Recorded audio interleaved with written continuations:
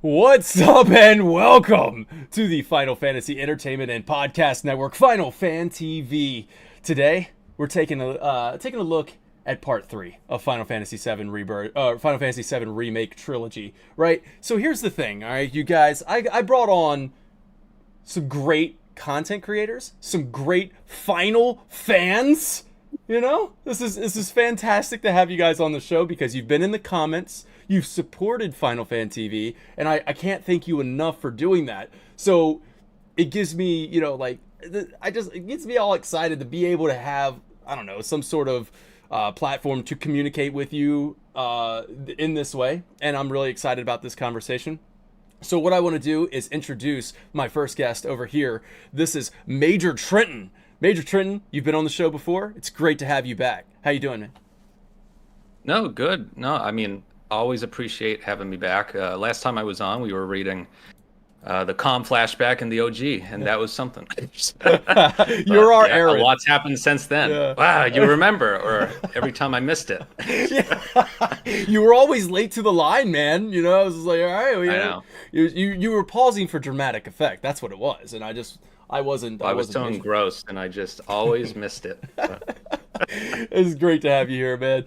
And then Oh, thank you. on the far right of your screen, that is Joshi Poo. First time being on the show, but man, I gotta say it during the spoiler cast when I was expressing my feelings towards that. Well, before I even get into that, this episode is likely going to have spoilers. Just wanted to say that. So this is kind of a continuation of the spoilers because we're talking about Part 3, and we can't talk Part 3 unless we talk about Rebirth. So that's just a heads up.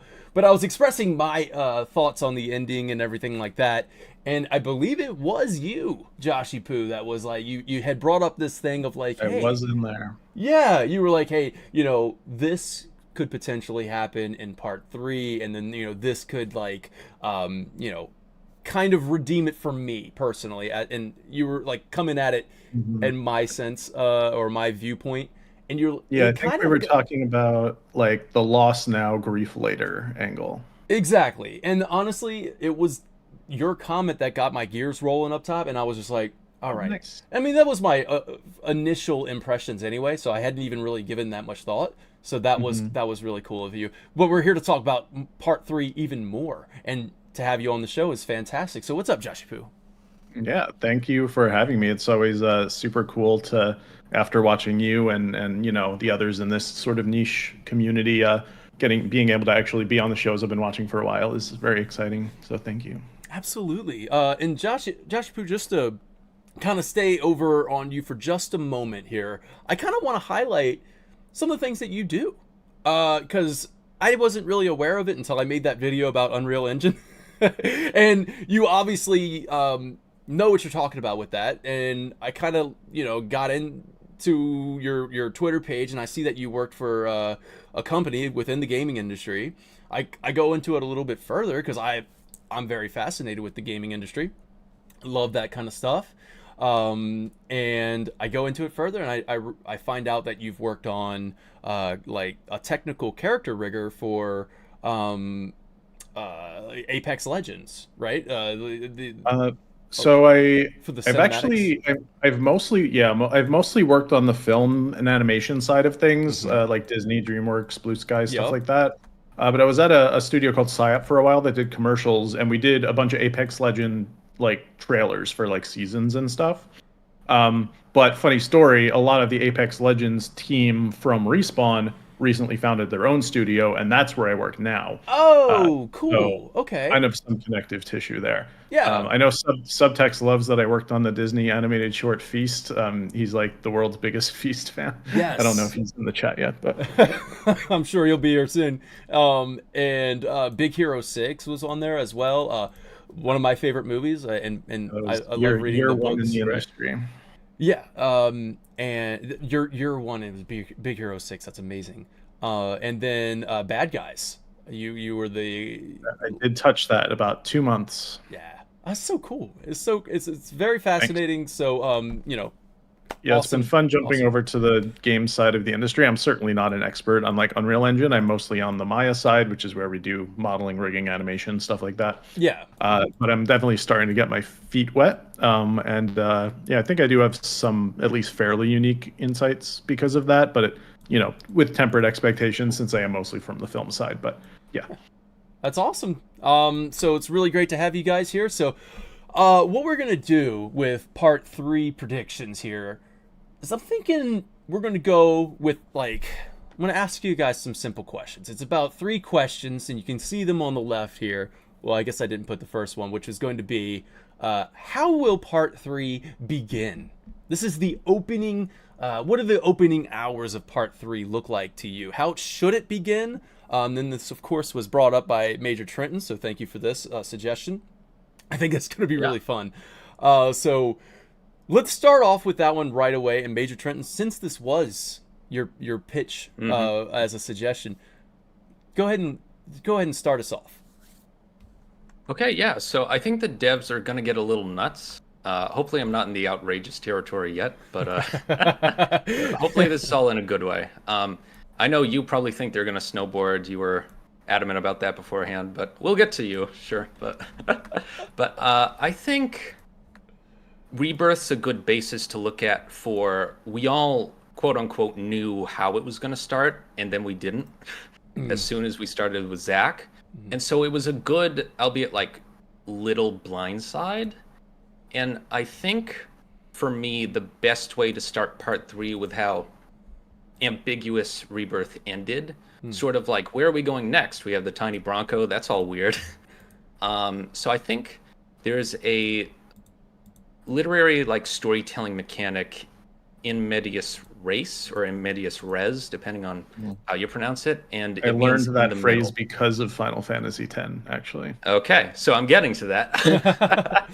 No, absolutely. So literally, like 13-year-old Josh was like Googling that in relation to Final Fantasy X. Well, 28-year-old Trenton was Googling that recently, but no, absolutely, you're correct. A couple Final Fantasies do this. I believe Final Fantasy 15 did it with Ifrit, if I'm not mistaken. It's been a long time since I played that game, and that was fine. It was more in the middle of like action without context, but 10's really what I like to look at as a great example of, you're almost 2/3 or 3/4 of the way through the game before you get to that scene again.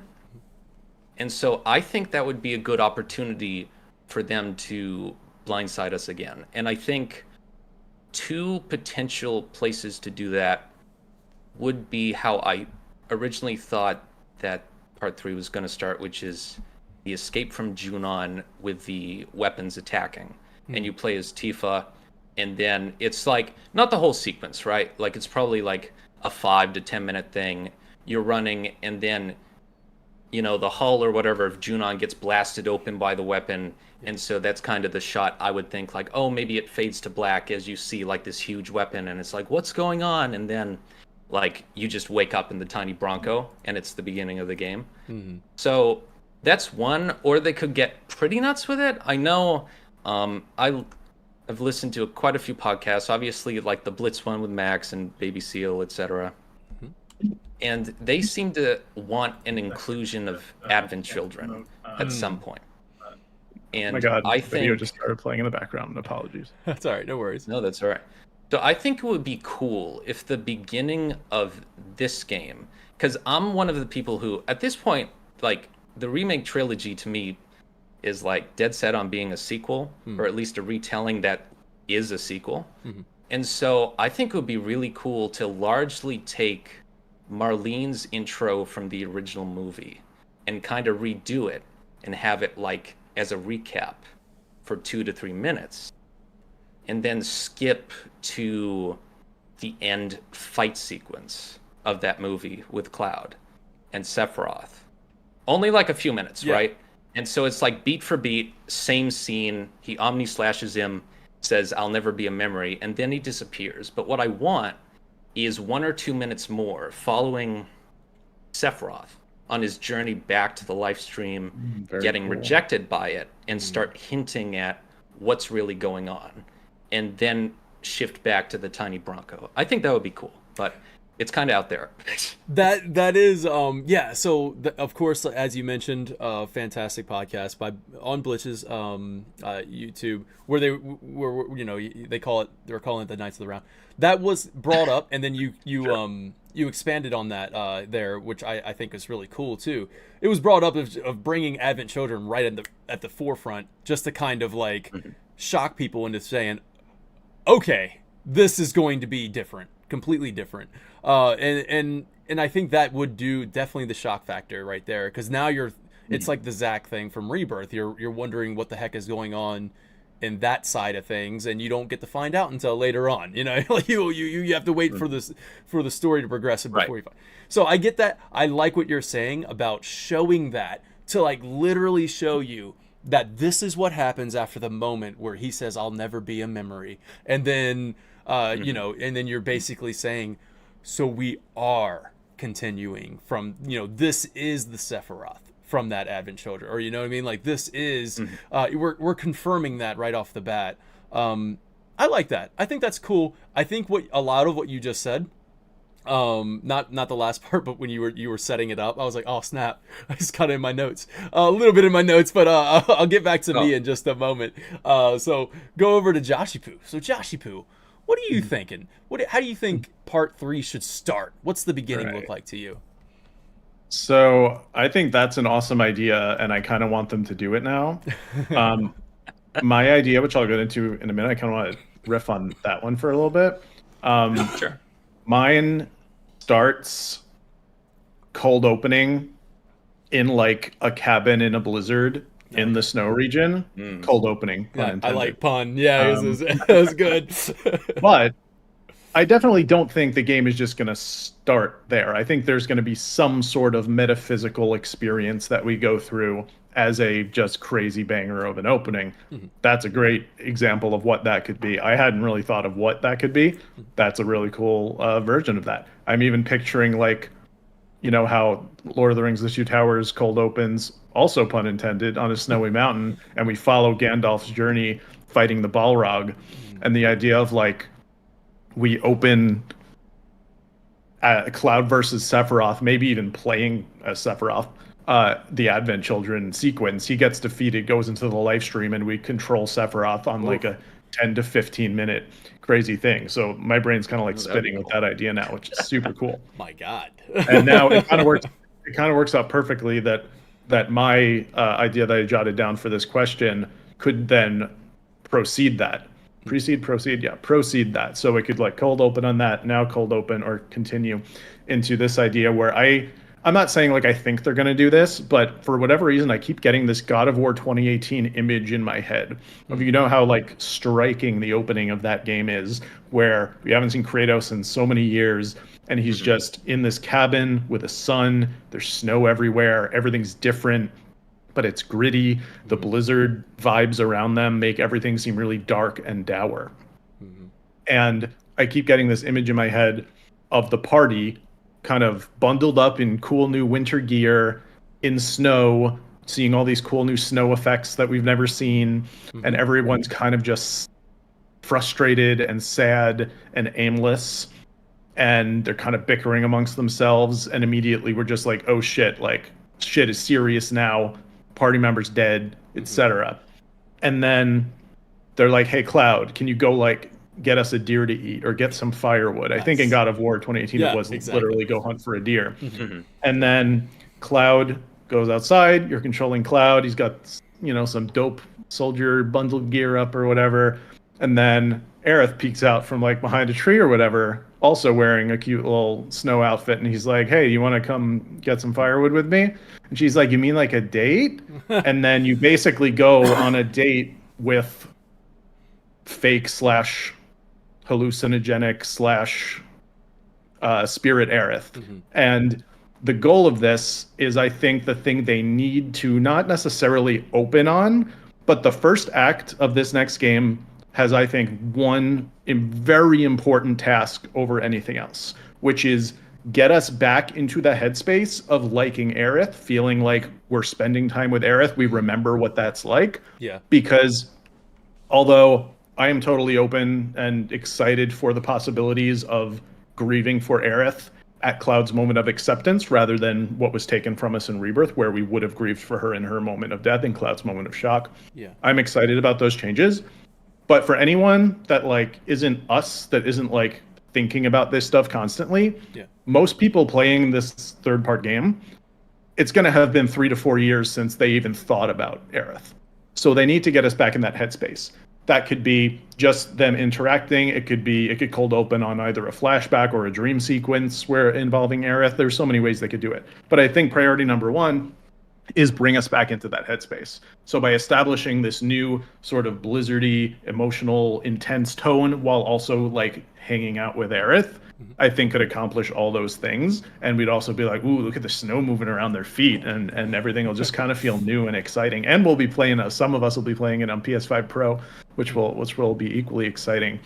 And so they go on their date, yada yada, fight some monsters, bring the firewood or the deer back or whatever. And inside, they'll sort of reveal through camera work or dialogue that like Cloud's the only one that sees her. Like maybe it'll cut to Tifa's POV and Cloud just like talking to an empty chair or something like that. And then they kind of just go on from there, make their way up to I don't know what the Icicle is. It just called, I know there's Icicle Inn. What's the name of the town? Oh, Icicle Inn. That was the name of the town. Like it was just the Icicle town Inn. is just called Inn. I'm pretty sure it's Icicle Inn or something. Yeah. Right.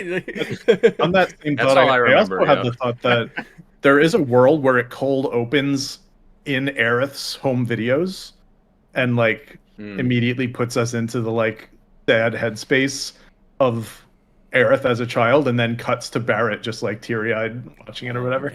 But yeah, there's so many things they could do.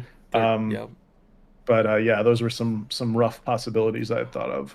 I agree with you. I like what you're where you're going with the fact that hey, it's been 4 years. You're going to need to remind the players that are not us, or not OG players and stuff. You need to remind them, because I do believe right there with you that the moment is coming, and that the moment that will allow us to have a good send-off for Aerith.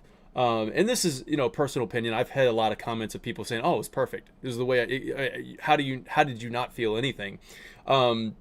Which is no, I think that's odd. I think they deliberately withheld the emotions from us because they're coming.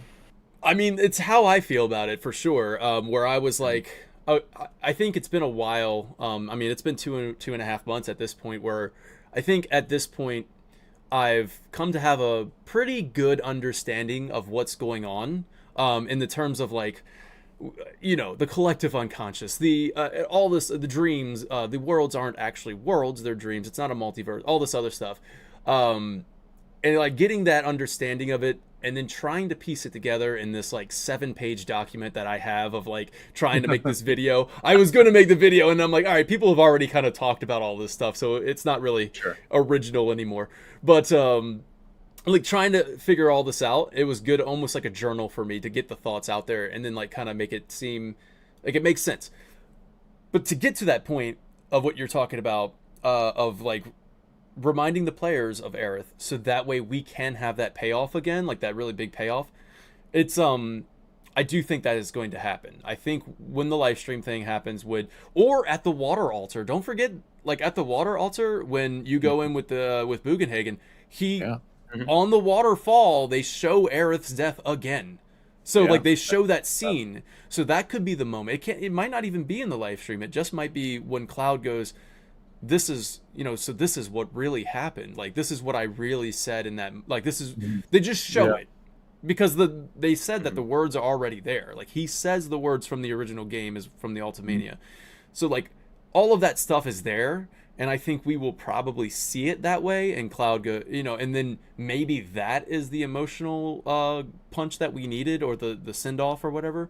Because in that moment at the water altar, that is when we find out that Aerith's objective worked. Like, what she was trying to do, she accomplished. Because it is glowing pale green. Like, Aerith's prayer is working. And that was the moment. So it could be a really good payoff there. B-Space, thank you so much for Super Chat. Hype! I appreciate that. So that could be the moment we get. Right? That could, I keep trying to figure out how how they're going to have Cloud be coping with his two different traumas at the same time in the same moment, hypothetically. Like if first at the Northern Crater he's like, "Oh no, I'm Zach." Also, "Oh no, I killed Aerith." Like those are two very overlapping things that could be weird.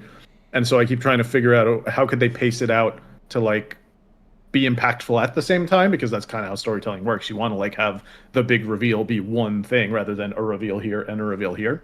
Yeah. But yeah, I can't fully see it. Like I don't know how it's going to go down. I trust them to figure it out.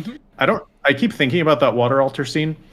I feel like that's at a very weird moment in the story that they are totally free to like build to in a brand new way and have that be an emotional moment. If I recall correctly, I'm replaying it right now. I'm not quite that far yet, but I seem to remember like that being after Cloud fully reforms himself. Like his moment of change has already happened. Yes. So for him to come out of the live stream and still be partially broken doesn't make sense to me. It's it's possible they just like verbalize that he's good now and then expresses it in that scene in some way. Yeah, I'm very curious to see what they do with how they work those two distinct traumas into the actual emotional pacing of the story. Okay, so to go off of that, I do like the idea of reminding the player. I don't necessarily know. I'm sure we will get more of Cloud thinking Aerith is still there. Like, still more of Cloud seeing Aerith where the party doesn't. But I'm kind of going with a different direction here. So whereas you kind of go with this more solemn, the party's kind of somber and just sitting around, and where I'm going to go with intensity. I'm going to go with, oh shit, like the world is in shambles. We are in chaos right now, or we are going to be at the point of chaos by the end of chapter 1.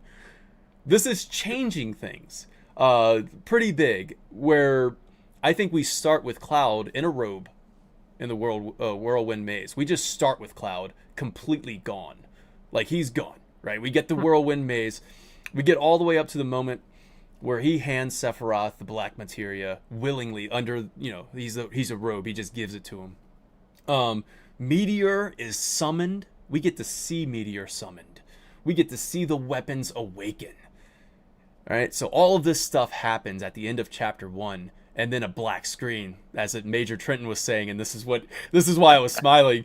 Then we get a black screen 7 days ago, or 7 days earlier, and then we wake up at the Icicle Inn, and and we're doing all of that. So we basically get chapter 1 as this just really intense, like Cloud's gone. Cloud has just caused pretty much the end of the world to come, like with the meteor, weapons, everything's in chaos, and Cloud is responsible for doing that.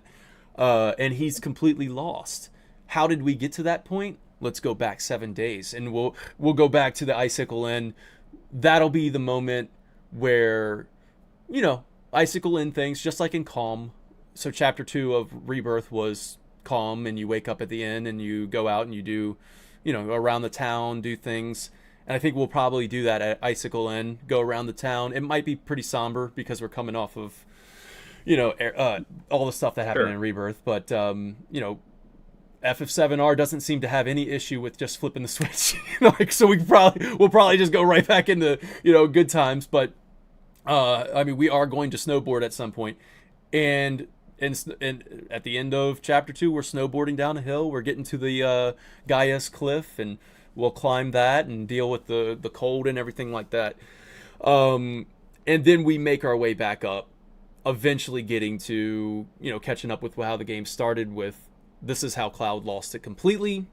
And then it's on to Junon's execution. And I think I'm probably getting a little ahead of myself when I said just the opening hours.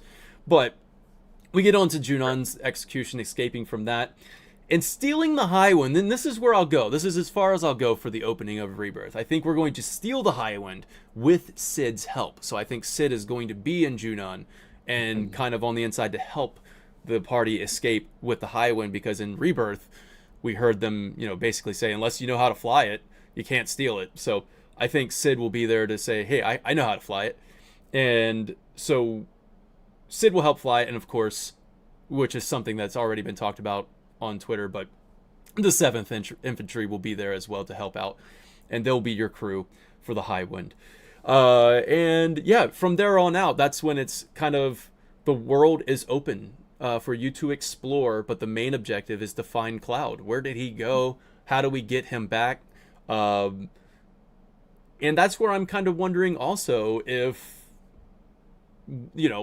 does he fall? Like, does he go end up in Medeal? Like, does he do that?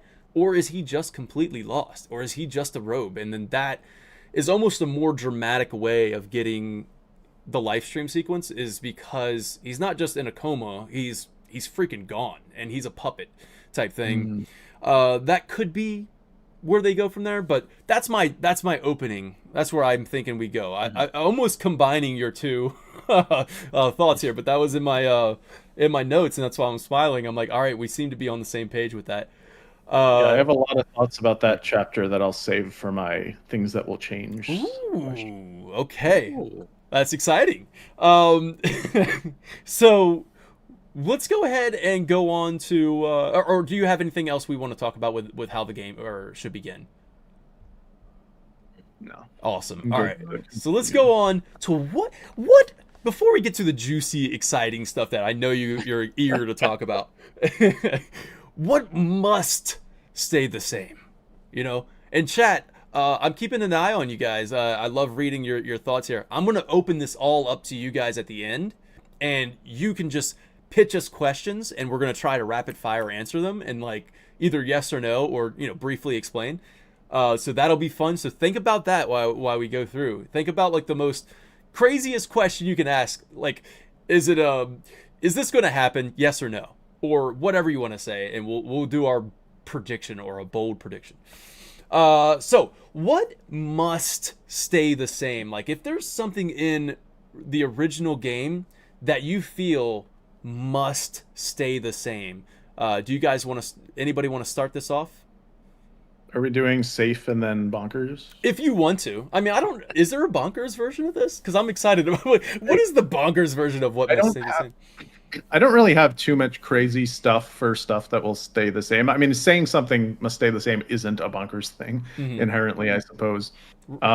Real quick, I'm sorry to cut you off, Nick. You're probably not gonna like this episode, dude. I'm gonna be honest with you. You might not like this, because once we get into the what might change, I don't think you're gonna like what I gotta say. So I just want to call that out there, man. Hopefully you enjoyed the conversation. You won't like what I have to say either. Maybe you'll enjoy the conversation. I don't know, but go ahead, Joshy Poo.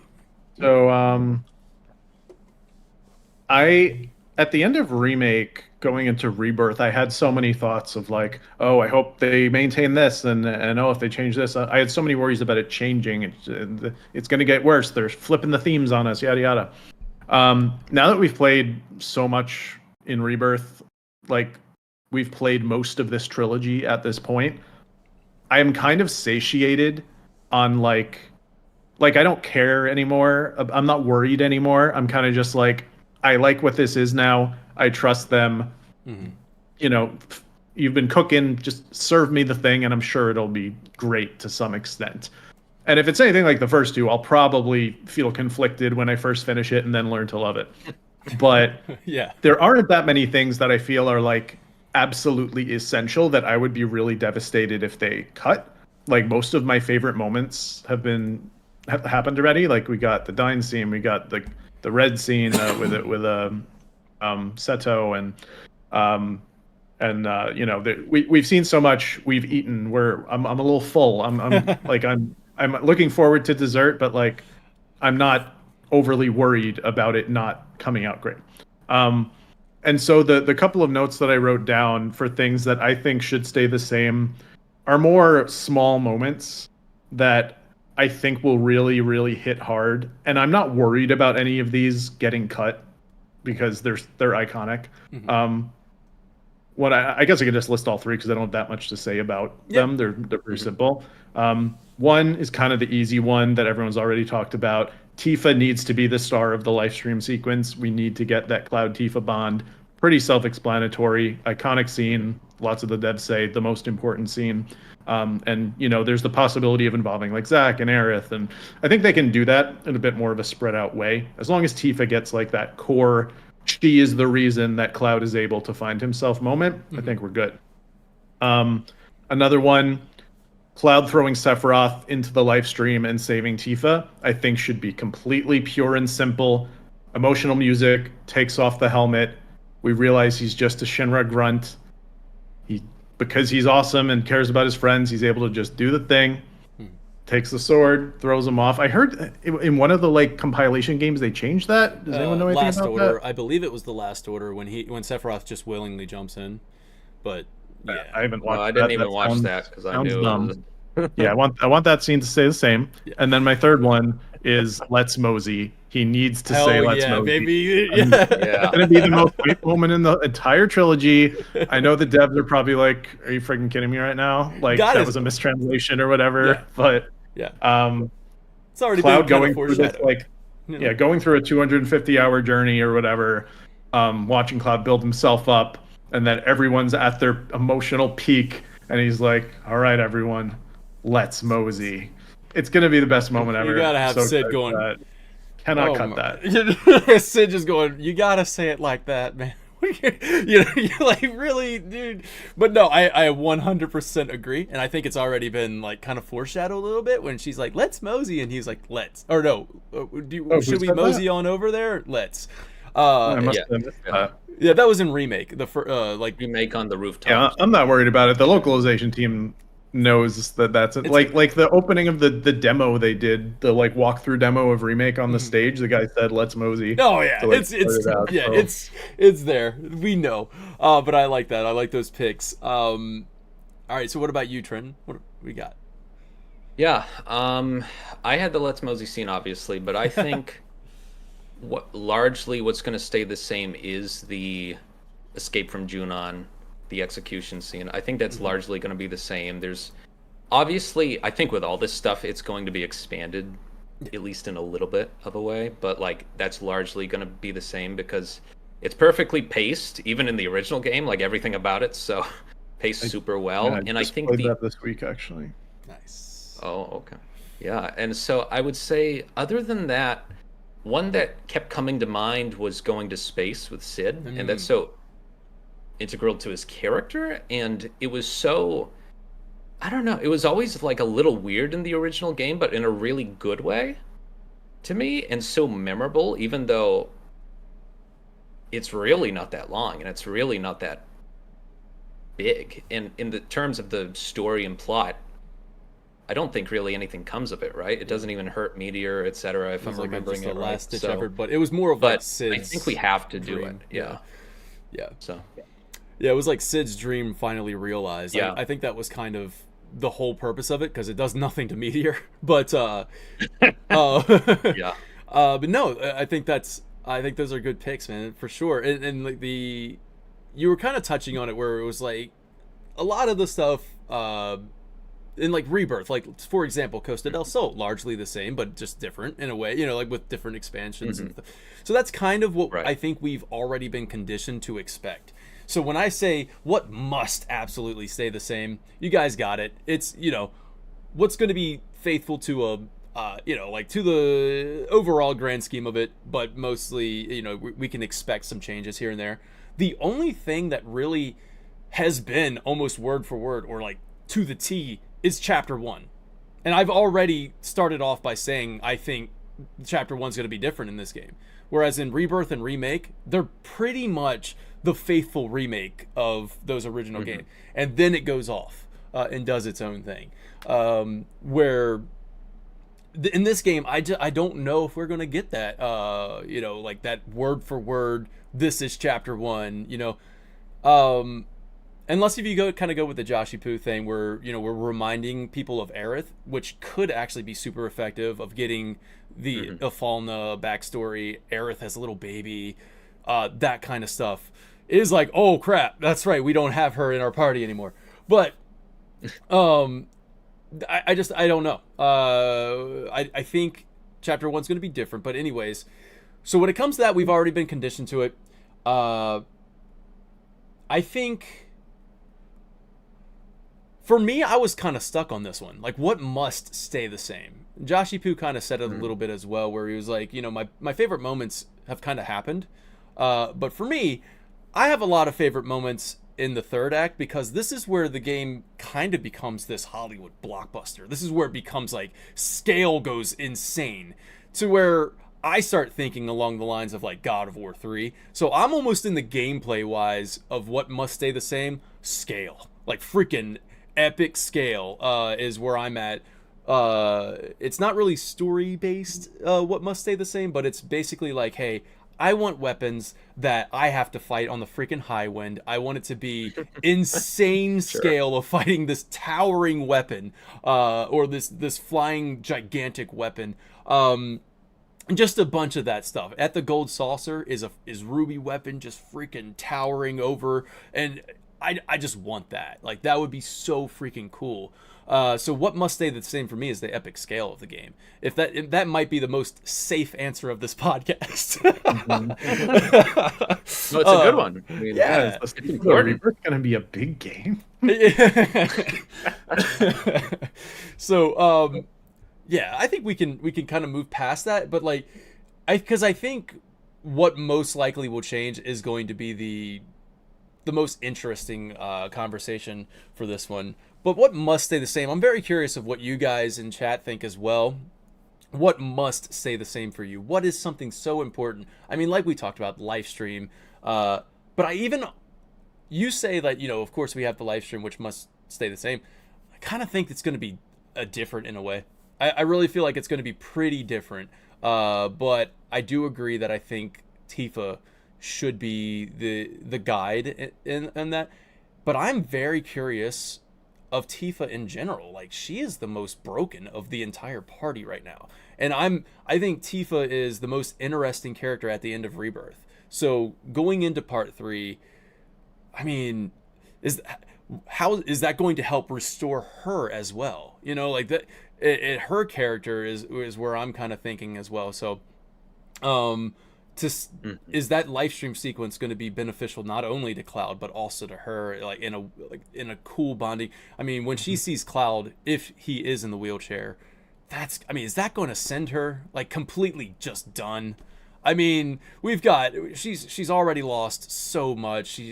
She's lost recently her best friend, and now when she said it to Sephiroth at one point, it was in the live stream, like, don't take him from me too. Right. in when she was in the live stream. So if Cloud is gone, taken from her, goodness, so that's where I'm kind of, I think the live stream is going to be different in a way where it's going to kind of focus on her a little bit as well as Cloud.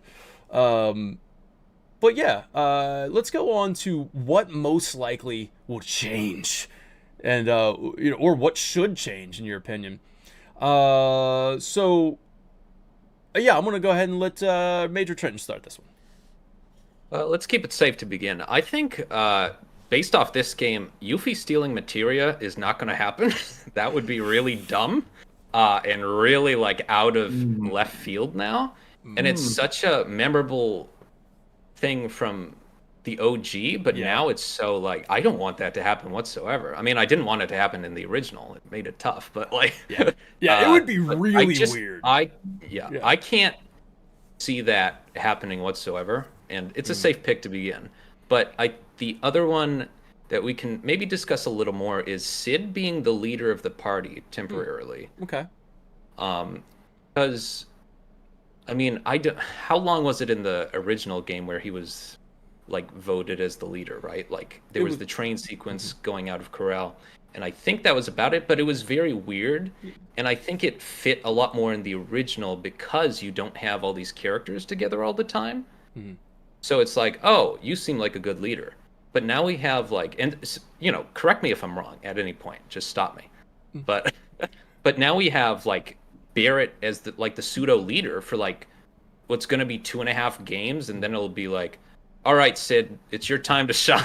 It's like that's weird to me. The only thing I will say that would make sense in that scenario, because I have it in my notes, like I even said this is where Sid kind of becomes a party leader. if he helps the party escape with the high one, he knows how to fly the high one, so therefore he's the pilot, Sure. and he can kind of take you where That you need makes to sense. go. But when it comes to like assembling the party for the gameplay wise, I think you can probably just choose like who do you Sure. want to walk around the environment with. Like maybe you can do that, but yeah, that's my only like counter statement to that. Of like if you were Sure, confused on like how can Sid be the leader? He's the pilot. He knows he's the only one that can take you where you need to go. With Medial across the ocean, you're going to need Sid to go there, so you're at his mercy. But go ahead. I have some thoughts on both of these. I actually have more thoughts on the Yuffie thing. Yeah.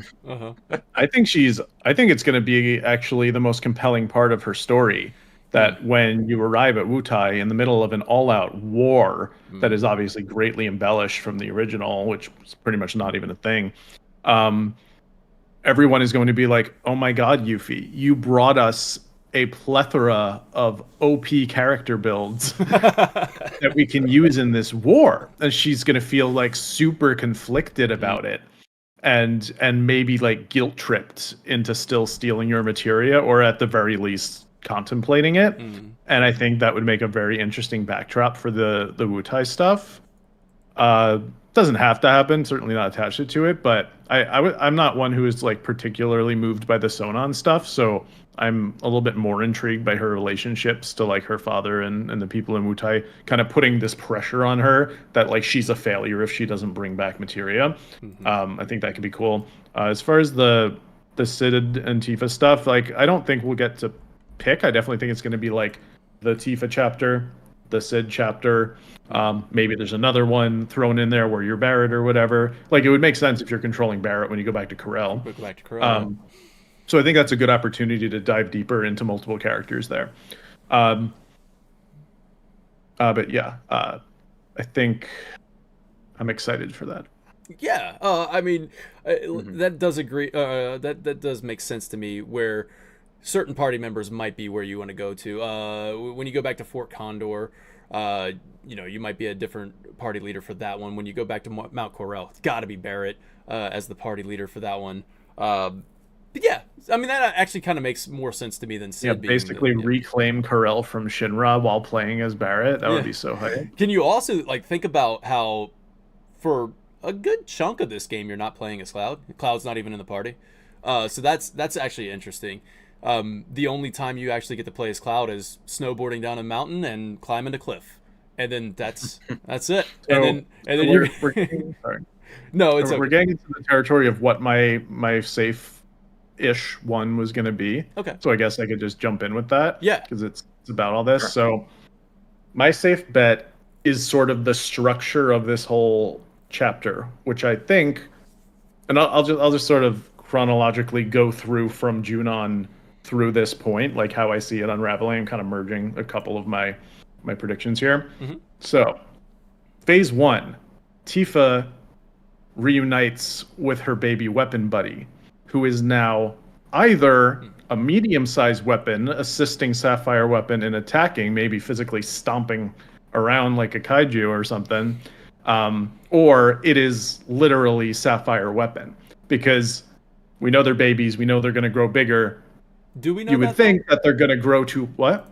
I'm just kind of curious. Do we know that they're babies? Yeah, I think the Ultimania said that they're in adolescence. Oh, okay. Yeah. And you can see they have like little buck teeth. So obviously they're there to grow to full size for the conflict that is coming in part 3, which implies they're going to grow up pretty fast. So it is possible that maybe in larval form all the weapons look the same. So it's possible the weapons we saw could turn into Sapphire, Ruby, Diamond, whatever. Or they're a new specific species, or that's just what Sapphire looks like as a baby. Sapphire is a very aquatic one, after all. Makes sense to be whale-ish. A little bit of a redesign there. Although I always got the weapon designs in Rebirth, they kind of reminded me of Bahamut from Advent Children. Kind of some of the shape language and stuff. But anyway, Yeah. I have this image in my mind of Sapphire Weapon or a new weapon in that same scene attacking Junon, and in the OG it just coincidentally frees Tifa by just hitting the exact point and she's able to climb out of it. Very coincidental. So, tying this back into Tifa's experience, bonding with this whale with good luck out there, and they clearly have a little bit of a bond now. The extent of their bond goes beyond that because they both, in theory, have scars from Sephiroth attacking them, like physical scars. Like, presumably, that whale weapon is going to have a scar from when Sephiroth ran up the entire side of it with a Clem hazard, basically. Yeah. So the idea is that Tifa will see that weapon, be like, I recognize that scar, maybe like touch her chest scar while doing so, and then sees it die in front of her after it deliberately frees her, of course. Getting rid of the coincidental, it senses Tifa is there, it likes Tifa, it frees Tifa, and then she sees it die, and she's like extra pissed at Scarlet fires the cannon. Scarlet kills her friend, her baby weapon friend, and then she goes and slaps the crap out of her. There it is. Anyway, that's part one. So I just thought that was a fun thing to throw out there. But as far as this whole like middle chapter, I see a time jump happening after Junon. I think meteors in the sky, there's kaijus everywhere. I think the party splits up. I think Barrett goes to see Marlene. Sid maybe goes home or is chilling in the Highwind or whatever. Tifa goes on a solo quest to find Cloud. Everyone else hates Cloud. Tifa goes out alone, tries to find Cloud. Not giving up on him. That's good stuff. So you're on a solo chapter with Tifa, which would be sick because Tifa's so fun to play. Well, maybe Sid is helping her out, like flying. Oh around. yeah, maybe like, he's the pilot or whatever. Yeah, just kind of flying around. So yeah, Tifa solo trip. She finds Cloud and Medeal, and then decides it's time to get the band back together. And there are you're globe trotting. Barrett, they've got like costume changes. Time has passed. This is the first time in the game where you get to explore the world. So everything in the northern stuff is a new continent we haven't seen before. And then by the time you actually get the Highwind in this time jump chapter, after you're just like brought back to Junon, this is now a good opportunity to be like, time has passed. The world looks different now. It's not boring, like just doing the same thing again, even though you visited it in Rebirth, which, just having the meteor in the sky is kind of enough for that. But I think it would be kind of interesting to just be like, time has passed. This is a grand story, etc. So you go globetrotting, you're getting the team back together. And that's kind of how I picture it happening. But between each of these sort of like quests that happen during this section, I am very confident that Cloud's live stream sequence, the early portions of it, will be interludes scattered throughout this section. Because this is not a 3 to 5 hour chunk without Cloud. This will be like a 25-hour chunk of the game, depending on how much side quests you have, where your main character is just gone from your brain. Just not there. I don't think that works. No. Okay. So the idea of Cloud having a few dream experiences in the live stream before Tifa gets there, I think bridges that gap. And there can be like fights within the live stream and yada yada, maybe tie in some cool Advent Children stuff in there or whatever. So yeah, I think party split up, getting the band back together, Cloud interludes scattered out. That's how I envision this chapter unfolding. Josh, I love that so much. I love it so much. Let me tell you, man. So it kind of goes along with the idea of the game opening up with, instead of the snowboarding and all that other stuff, like literally opening with Cloud handing the thing and then like all that stuff, and he falls into the live stream. Because now you could go with that. Like, we opened the game with Meteor summoned, weapons awakened, black materias in Sephiroth's possession, and all that stuff. But we also opened the game with Cloud falling into the live stream. And then we can make that the interludes, and then when you fall into the live stream, where are you falling into? A place where Zack is. So we're gonna, we got a place where Zack and Aerith are probably going to be there as well. So we're gonna have dude, like the struggle within the live stream where This is the perfect. Sorry, go ahead. no, I didn't interrupt. I'm just like I'm right there with you where it's like now Cloud has literally placed himself in the war between light and dark, or Sephiroth and Aerith, in the live stream, and now he's smack dab there where they're going to be pushing and pulling and just tugging on his freaking consciousness while he's in there and trying to break Cloud or save Cloud, until Tifa gets there. That's Yeah, this is the perfect opportunity for them to show us Cloud and Zack hanging out in the past. Cloud revisiting his memories of knowing Zack, being very confused by it, but getting good character building there. You said, Zack's there. I was like, oh yeah, this is like the time. This is the Crisis Core time. Maybe even throw Genesis in there for Sleep Easy. well, that's on mine. It's on my list. Yeah, that's happening. But no, I love that idea. And the idea that where you said the band, get the band back together, that sounds like a freaking video game to me. Like, it just sounds like a video game. Where what you said, only thing I was like, all right, well, I guess you would need Sid to pilot you across over to mid-deal or whatever. It kind of gets me when you see Cloud. Tifa wants to stay there in the original. It wouldn't make much sense to have Sid be the one that says, all right, or unless if Tifa's like, I'm staying here with Cloud, I don't care about anything else, like she says in the original game, and she's like, and Sid goes, well, I'm gonna get everybody back together. We found Cloud. I gotta go round everybody up. So Sid gets in his Highwind, and now we're talking about a solo adventure with Sid, where Tifa stays behind with Cloud. But I totally love your idea, because where would Barrett be? He'd be in Mount Corel. And what's in Mount Corel? The huge materia that we need to go get. And then, like, where would Yuffie be? Well, she'd be back at Wutai, because she told Zhizhe, she told Zhizhe in Rebirth that he was like, are you coming home? And she said, not yet. And then he was like, all right, well, I'll see you back at Wutai. And so we know that she's going back to Wutai. So we'll go back to Wutai eventually. We'll go get her. We'll go get Barrett. We'll go get, I don't know. I mean, Red would be at Cosmo Canyon and all that other stuff. But we revisit old places. And I love this idea, Josh. That's some good stuff. And I can actually really see that happening. Like, I can really see that the way that plays out in a way that really makes sense. I can see us getting. I think it'll be such a cool moment too to get control of the Highwind after these opening chapters, and they're like, because in the original game they're just like, Cloud is somewhere in the world, go find him. Go. And especially if they either get rid of or change Mideel or change where Cloud shows up, maybe we go to Mideel and he's not there. And then we're like, well, shit, this is a video game now. Like, we literally have to just fly around and find him. And I hope to God it's not just a marker on the map. Damn it, man. Like, that's my biggest. I want to bring it up so you know that I'm not making it up. You know what I mean? It's in my script. I have a script for a video. I'm trying to work on it right now. Where I was just kidding about all that. Never mind. Yeah, no.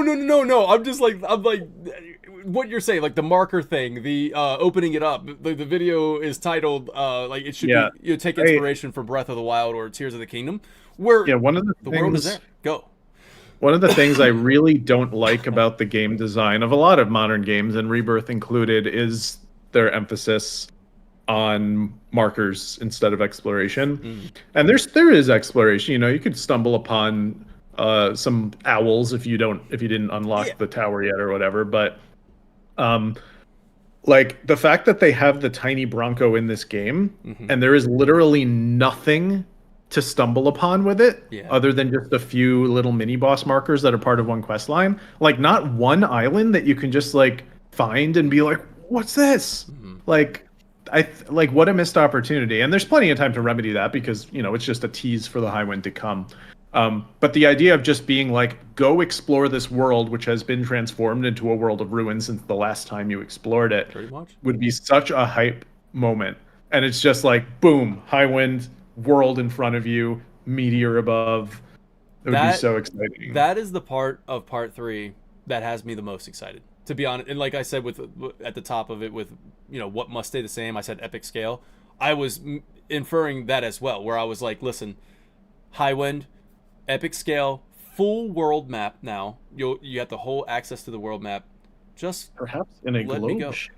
Perhaps in a globe shape, which is a video I made as well. But like I've been working on it because people said they wanted world map videos, and I've been literally working on this video. So I'm gonna post it anyway because not everybody watches the podcast, and I'm gonna make it look nice. But that was that was pretty much it. You know, that was my idea of like, listen, take it from Elden Ring, Breath of the Wild, whatever. If Rebirth was all about you know, you got this open world, we got a lot of markers and everything, and it's a guided experience because it's mostly about connectedness and things like that. Let part 3 be about just this insane sense of discovery and resolution. Like now we're getting. I love your idea, man. I'm gonna get into the video, but yeah, like that's great stuff. So that was that your safe bet? Was that one? Yes. Yeah, that was your safe bet. I mean, yeah. there were more boring ones that are just boring to talk about. Like, I don't think Sid will be as abusive this time, and stuff like that. But that was sort of the like. I'm That's not saying actually- this will happen, but it's not like if it doesn't like change the trajectory of the story or anything. It's not like a bonkers prediction. It's more just like I think they could design the structure of it this way, and it would be cool. That's actually not really a boring one for me. I might be a different podcast once I figure out how to properly word that stuff. But I do think that's important, and I was a little disappointed with Sid in Rebirth. So I'm kind of seeing. I disagree. Yeah, thank you. Oh, you disagree? No. You disagree? No, I agree that it's important. I disagree that his character in Rebirth. Well, I guess it's all your opinion anyway, right? So you're not wrong. So. You're good, But man. like, No worries. no, absolutely. Like for him and for Rebirth with Sid, you know, I mentioned it in my review video, but it's just like so much of his backstory just like hasn't happened, and everything with Palmer is so different and separate now. Where I fully expect part 3 to be a shock, where he's like, "Oh, we got to stop by my town," and then he goes in, and it's like Sid's been acting as Sid, and then all of a sudden he's just the most abusive thing in the world to Shara. Like a flip and it the would just switch be type like thing. just a blind side, like, oh my god, Yeah. you know. And so It stirs it up every time he sees her type So- thing. Maybe That's- being that's home what I expect. brings a cynicism out of him or something. Something like that. right, because like he does He wants to be specifically, an explorer. yeah, he does specifically, like, it's only with Shara. I guess in the OG he was more of an ass to everybody, but like I could see them just doing it with her, and that she brings out the worst in him Just from an because abusive it's- standpoint. Yeah. And like, because I mean that's real life in so many ways too. So like, I fully expect if that doesn't happen, I will be disappointed. But it's kind of something that I expect, where it's like it would be such a shock to everybody. Like he's a gung ho, like so cool and nice guy in this, and then all of a sudden just flips a switch. And I think that would have the same value and shock value by doing it that way. Yeah, but who I knows, love right? I love Night Sky Prince's idea that like we somehow see his fall from being an upstanding guy, because we'll see Shinra totally screw him over in real time, kind of. Like I don't know if we really know like his backstory in this chronology yet, but like the idea of him taking up smoking because of the stuff that he goes Because of through, that, I think yeah. is be pretty be. cool. I do think that there are aspects of we don't have to get too far into this, but like I think the whole concept is a little bit iffy with the Shara. Like I think it's a great like sequence and backstory and everything. But the idea of like, isn't Sid such a great guy for not letting this one person die to fulfill his dream? Like, no, that's kind of the bare minimum there, Sid. Yeah, it's like it was more along the lines of just his character arc, and like that is something that's pretty crazy to think about. Like you have your dream, it was right there, you're freaking counting down to it, and then you know you're a good person, so you have to shut it down. It makes you feel resentment and stuff like that. I think they'll still do it. we can tone it down a little bit, but I think that should still kind of in a way be there. But like this is, like I said, I agree. Where we need to have his character building. That's what made Sid interesting in my opinion. Like it's what makes him like we play games like The Last of Us. We play games like that where there is a moral gray area thing. You know, it's not always good or bad. where there is this gray area, and like that's where I'm kind of conditioned to now, where like storytelling can be like, hey, we can have a character who is likable, but oh man, he's got this trait.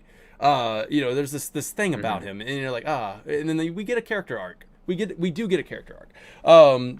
It could be very cool, like the idea of someone that he does actually care about from his past, but it's so hard to ignore that he thinks she's the reason that he didn't accomplish his dream. Like that's a tough thing to deal with, as far as just like an internal struggle, especially maybe even more so if he's like semi succeeding at putting on a good face and smiling all the time, but there's like that darkness in there is maybe more compelling than just cursing 5 times a second. Which he doesn't do, man. We can give him a little bit of curse. But yeah, so I want some of that to kind of stay the same, and obviously it's going to change a little bit as well. Kind of going back to a little more controversial thing as well. You mentioned the slap fight minigame, and I kind of want to go back to that. Were things that will most likely change. I think the slap fight minigame will change. Now, it might not be in the way that you might be like, oh, okay, well, Tifa will straight up true strike powerhouse freaking punch her in the face after she slaps her, which is kind of like that would be cool. I would even love it if it went into the minigame sequence and it was like smack, and then it was like press circle, boom, you freaking just punch her out of the. I think that would be awesome. But I think here's how it will happen. I like what you were going with when you were talking about how, maybe this is the weapon. She has a personal attachment to it. And then, Scarlet is involved with this. And then like, okay, Scarlet gets slapped in the face. But I don't think it belongs to Tifa anymore. This slap, it belongs to Yuffie. This slap belongs to Yuffie more than anybody else in the freaking game. Well, maybe Barrett as well. But like, Yuffie, it's Barrett in the slap fight, and it's slaps her in the face with his gun arm. But no, I say Yuffie is the one who confronts Scarlet in this situation. It's not Tifa this time because she's earned this showdown. Scarlet killed Sonon's sister, all that she had to deal with in intermission DLC with Scarlet, and what supports this change most of all though, is the foreshadowing in Rebirth. It feels like it's been foreshadowed because big, massive shout out, because I didn't have to go find this freaking clip somewhere or go back and replay the game.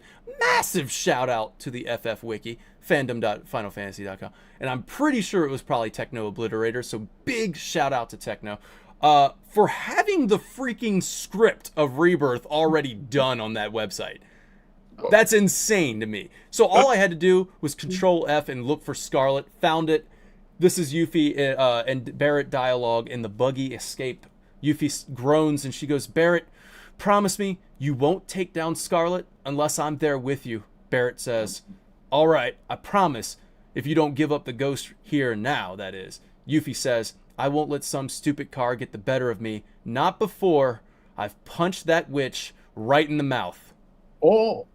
Didn't catch that. So that foreshadow is there, man. And I feel like that is it's Yuffie's moment. So anyways, I just kind of wanted to say that was my safe bet. Like that was my safe things that will change. I think it's Yuffie instead of Tifa, because Tifa doesn't really, it's not her moment. It's Yuffie's moment. So Trenton, have you given your? I don't think you've given your prediction yet, have you? He gave his safe ones, I think. I don't think any of us. I gave some safe ones, like Yuffie stealing materia, which I did like Josh's interpretation. Like, I do often forget there's going to be a huge war in the next game, whatever that will be. But, no, I gave him, but I do like the idea of Yuffie being the one to slap her, and I'm sure she's going to be involved when they storm Midgar at the end and has to, like, actually kill them. Oh, yeah. Heidegger as well, and like they'll do like a huge thing there with her and probably Barrett as well. Maybe you just have like 2-on-1 fight or something like that in the huge mech. But no, I like that idea. I wonder, because I don't really mind it one way or the other if they change the slap or not, as long as the slap fight needs to be there. Who's in it, is a little less important. They could go ballistic and just have like Tifa and Yuffie just slap her. If and the the other same thing time. is if it is a slap fight, it would make more sense if Yuffie's the one slapping, just because she's like immature. But like, Right. I think it's gonna be like yeah, a Street Fighter mini game, personally. that would be cool. Like you're on the freaking sister ray, and it's like it goes Side- over into the side 2D. angle. Oh, that Oh, would be fighting funny. game I think it's gonna style. happen. But Oh, that would actually be pretty epic. I love that idea. God, didn't Metal Josh. Gear Solid 4 have kind of like a fist fight? In the Yeah, final yeah, boss? yeah. Or was that just a cutscene? I forgot. I like that too. Yeah, and with Yuffie stealing materia, that's actually a. What is it? You said that's a safe one. I'm with Josh as well, where I think it is going to be very interesting on how that goes down. Because I'm with you in the terms of like, yeah, that's going to be weird. I mean, they just lost their best friend. She was literally there when it happened, and it just Right. would seem kind of weird. Like, oh, now I'm just going to screw you guys over. But yeah, that's an interesting one how it goes. But like you said, there's a lot of stuff going on with Wu Tai anyway. There's a lot of interesting stuff there with her and the government that's happening. So let's go on to your bold, or if you have an outrageous one, let's hear it. Let's hear it. Outrageous. Outrageous. Sure. You want me to go first? Sure, why not? I think the easiest bold or outrageous prediction would be like the end of the game has to change in some way. Mm-hmm. To me, I think it was Night Sky Prince that said this, but it's like even for me who like loves Rebirth, loves Remake, it's like yeah, it needs to lead to something. And it needs to be fruitful and satisfying. And if this part 3 ends with like meteor like 200 300 feet above the ground and it's like holy get summoned, it's like like I just can't see how this game can end on the exact same note or even generally the same note, because it's also like the compilation for better or worse ruins the ambiguity of the ending. So it's like there's not much of a reason to end it the same way. No. And so I think generally it may not even be a bold prediction, but just like the ending has to be different. And Sephiroth, I think like everyone agrees, like Sephiroth needs to like be defeated for sure and not really come back. Yeah. And that, but I still think, and I don't know the answer to this, but there needs to be some other defining factor about the end to make it all worth it, right? Because it's nice that Sephiroth will never show up again, and it's nice that maybe most of these characters will go on and maybe it'll be a little different in the future, but like there needs to be something different, and it needs to go beyond just the bigger and better live stream sequence. It needs to be, and honestly I think they're going to do that because it ties into the overall mystery of like what is actually like Sephiroth's intentions, and like what is like we actually don't know. And it was like in the first trailer for Rebirth, like what's he planning? We still don't know. Like, to be honest, of like he still wants the black materia, it's still gonna summon meteor, but like obviously there's something else to it, and there's something else, and it all comes back to Cloud. And so I think I center on whatever the defining factor is will be Cloud, and it will not just be the live stream sequence.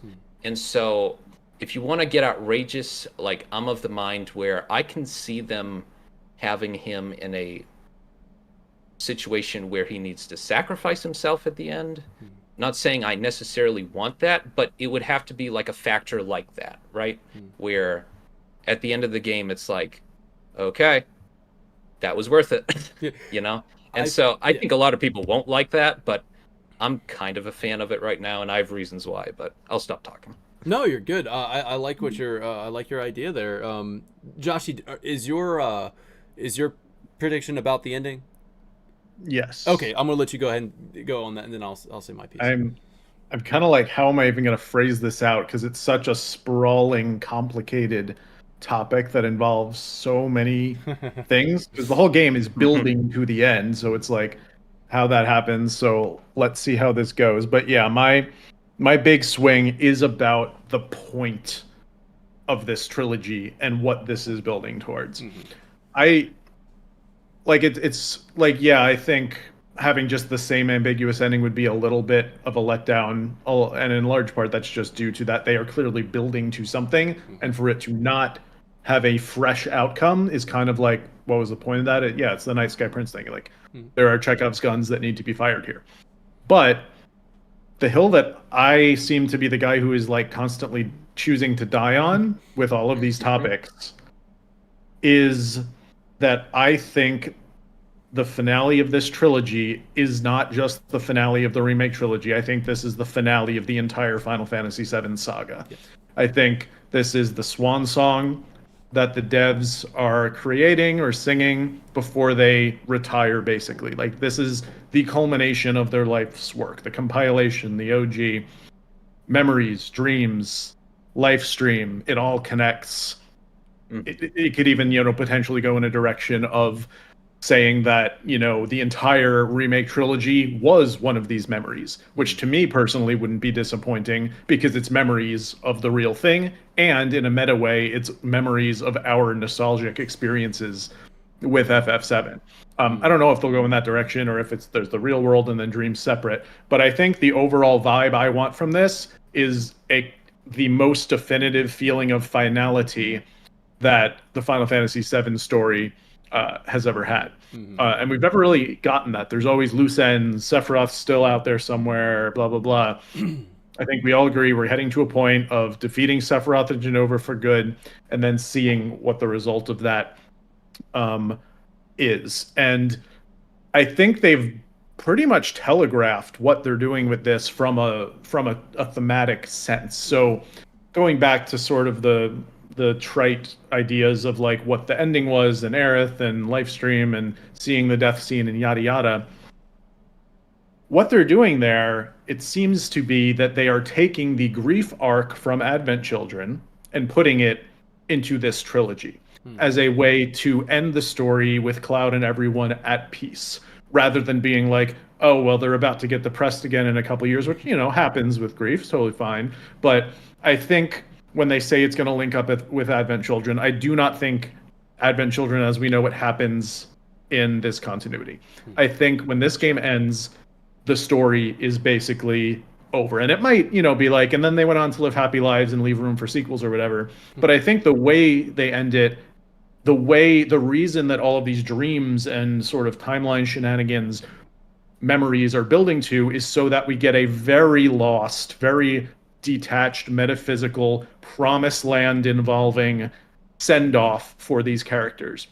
Subtext likes to point out the line at the ending of Remake where Tifa says, and Cloud are like, I think I know what Aerith meant by the promised land. Yeah, let's go meet her there. That's the scene I want. I want this scene, this series to end with everybody reuniting with Aerith in the promised land as like one option. There's so many options they could go with, and then sort of like saying goodbye to us, just like the ending of Lost, which it's spoilers for Lost, but it's also very detached from the main island story, so it's kind of its own thing. But there's like a post-death experience on Lost, didn't have to do with the main story, where everyone kind of gathers after death, thinks about all the great and frustrating life experience they had, hug each other and move on to whatever's next. That's what I personally want from this. But the flip side of this, I think, is, and this came up briefly when I was talking to Schrodinger's baby Seal and Sleep Easy at the end of when Seal was reacting to my most recent video. We were talking about Godzilla -1 actually, and how that connects into the themes of life and death, where Godzilla -1 kind of sets you up to think, holy shit, death everywhere, war. But then it's kind of like, the message is kind of like, you know what? Maybe it's time for a little life. And so I have this idea that's kind of the opposite of everything I just pitched, where I could see them going in a direction where OGFF7 is still the coping with loss thing, and then there's like a flip side of the same coin where the companion piece, the re-trilogy, takes it in a direction where I would actually be okay if Aerith or Zack, I don't have too many feelings on Zack, but if Aerith actually was resurrected. And it seems like this 7 seconds till the end Edge of Creation thing It's taken me a long time to kind of wrap my head around this. Like Schrodinger's Baby Seal and Sleep Easy and everyone are much more in tune with the like Jungian, however you say it, and Yogacara. We can't pronounce any of these words. Aspect to this, which is you said it right at least once of them. Yeah, they give you all the Right, options. right. So like the way Seal kind of explains it is that in Yogacara, it's about the concept that like minds and dreams can influence reality. It's almost like manifesting. Like you think, therefore you experience. And so I think that is a very apt description of 7 Seconds to the End, Edge of Creation at the end of Remake. You have a universe of yellow, it's very happy, and a universe of red, it's very dark. And Sephiroth is basically baiting Cloud, being like, which of these realities are you going to, which of these dreams are you going to manifest? And so I can see maybe even multiple endings, which I know Clark is a big fan of, maybe even multiple endings where you choose the world of light. Maybe you're sick of the death. Maybe it's time to have a little life. I would be okay with that. I used to think, no, Aerith has to stay dead. That's what it's about. But also, like, if you're doing it in an interesting way and the point is to like provide a thematic flip side to the same concepts of life and death, yin and yang kind of thing, I'm okay with that. I think that could potentially be very powerful and cathartic. And I probably have so many other notes, but yeah, I think they can like merge Advent Children into like a playable epilogue where you see like a more happy version of like hanging out with Denzel and stuff like that. I'm a big fan of playable epilogues, like again, God of War 2018. You beat the final boss and there's a whole chapter left where you're just walking with your son and being eased out, and then the credits roll as you walk down the mountain. Yeah. And it's so powerful. I don't know why so many games are like, you beat the final boss, time to put the controller down. Yeah. Don't really get that, but yeah, that's sort of a smattering of what I think we're kind of like building towards, and what I personally hope they take steps towards, rather than it being a little close to the original, just because I feel like there's setups and I want those payoffs to feel earned. That's some good thoughts there. I think I would even go back to the previous question of what must absolutely stay the same. For me personally, I don't like that idea. Like the idea of, I get the whole thematic thing of like flip side and all this stuff. I don't like the idea of a fact where there's we've chosen to manifest a world where everybody's happy and lives, and I think that almost, in a way, for me, contradicts the whole purpose of what the game is about. Like, for me, it's a contradiction where instead of being the flip, which I guess is a definition of what the thematic flip side it is contradiction, right? In a way, it's contradicting it. I just don't like that idea of bringing, like, hey, everybody's happy and we all get to live, and there's no such. Yeah, that's literally what Sephiroth wants, right? There's eternity, and like nobody, you don't have to, like, there's no death or whatever for him, which we see Guy actually explain that's not a good thing. But where it's kind of like, yeah, they will eventually die, but everybody gets to be happy at the end. I'm not a fan of that. I think that loss and dealing with that grief is very key, and there can be happiness still at the end, even when you've lost. So I think Aerith should be, gone. I think Zack is in a world, and I'm fine with dream. That. Yeah, and so I'm just kind of like expressing, I'm not a fan. I'm not a fan of that idea. But so I'd like to respond to that after you're done. But yeah, after you're done, there is a missing piece to this that I haven't. Okay. Okay. Please go ahead. Okay, but I do actually like your idea of Lost. It was a very controversial season. Lost had a controversial famously ending. Misunderstood. Yeah, I actually enjoyed what they did with Lost. I'm on the flip side of that, where I actually kind of like the idea of what you're saying. Let's go meet her in the Promised Land. There's what, 5,500 years that pass after the end of 500 years that pass. They're not going to be alive, so eventually they have to die. So I think it would be interesting if there was this moment of like, hey, we get that moment where they've all been waiting in the Promised Land, and now Aerith hasn't dissolved. Aerith hasn't allowed anybody else to dissolve until they're all together again. And now let us all become part of the, let's all return to the planet, right? And they all return to the planet together. I think that is a happy ending, even though it's like, oh, hey, they're all dead, but it's happy in a sense of like they've all reunion, where they've all reunited in the live stream. Of the two possible outcomes I kind of gave, that is my preferred one. Okay. Yeah. The Aerith potentially surviving, or sort of the let's have a little life now angle. The reason I've kind of come around on that as like a possibility, not my preferred possibility necessarily, but a possibility I think could be interesting, is how it actually, I think, ties in very strongly to the ways that they are exploring the themes this time around. So, end of remake, the moment where I kind of mentally was like, oh no, what are they doing? Was when they start talking about Destiny. And I was like, it's a Toriyama game. We've been there. We've done that. I'm kind of over the Fate Destiny thing. That's not FF7. But what Clark has pointed out to me is the ties, the thematic ties between Destiny and the environmentalist life themes of the original. Because when you take a macro look at the world, and you're like, it even ties into what you were saying of like, well, we're all going to die at some point. So like, but you could also kind of flip that on its head and be like, well, then what's the point of taking care of the world if we're going to die at some point anyway? And it's almost like the threat of the world being destroyed due to global warming, Mako, whatever, what have you. All of that sort of, I'm kind of losing my train of thought here. That is like your fate. Your fate is to like die. Your fate is to let things die. It takes effort to fight for life. And they could, if they choose to, give the wishful thinking fan service of, you know what? Everything's destined for death, but it's okay to want the life. And that's kind of the perspective you need to have to save the planet. When everything around you is saying, it's too late, it's too hard, it's too tough to do this. I think they could do that powerfully, which would, for me, make the whole Fate Destiny setup actually have a payoff that I think is thematically relevant, rather than being this random thing at the end of Remake that they talk about and then kind of drop off with.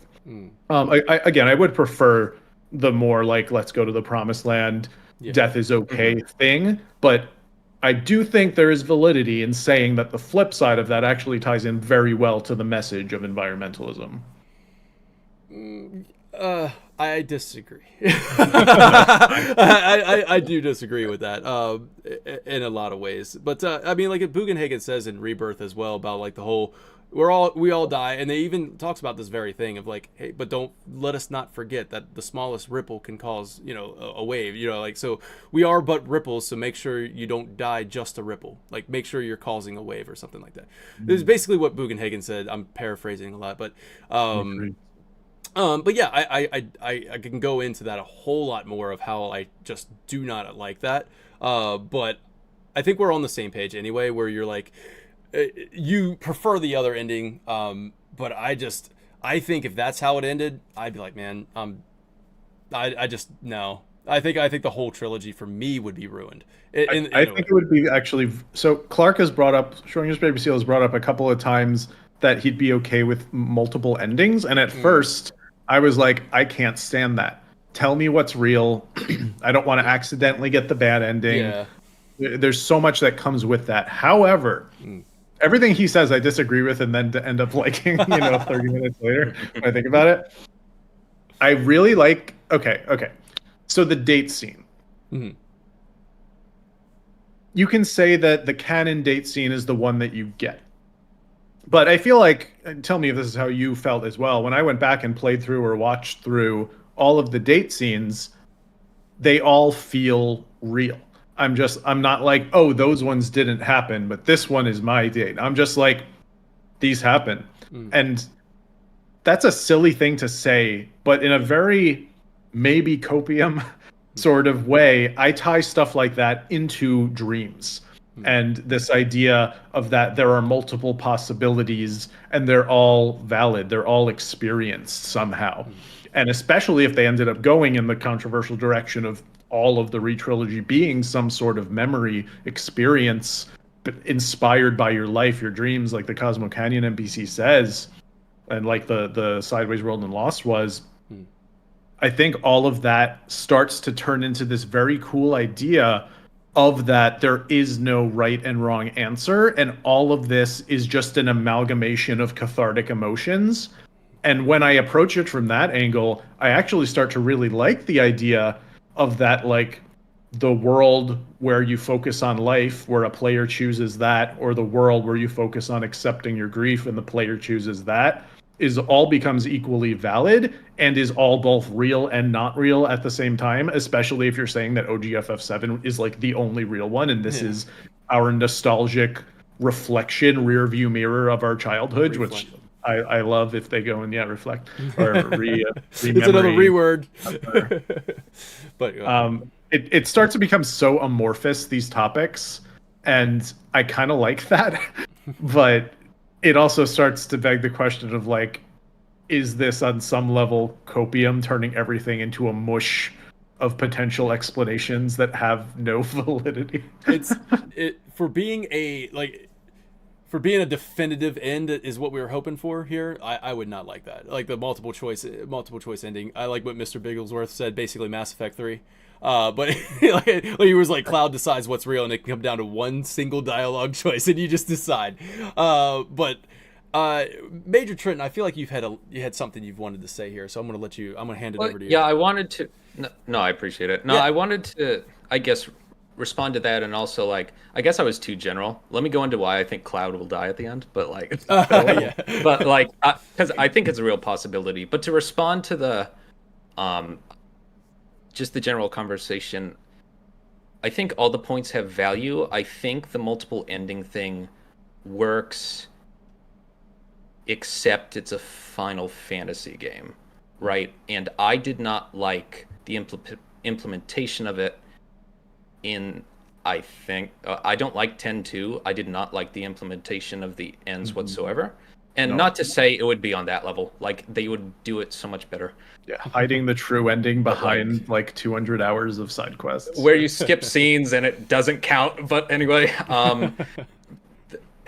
so I think there's value in the idea. I think for Final Fantasy VII, it needs to be a definitive / ambiguous bittersweet ending. And whether it's they're all going to the promised land together at the very end or something like that, right? I think that's what's important. And if they want to go with the multiple endings, I wouldn't be a fan of it.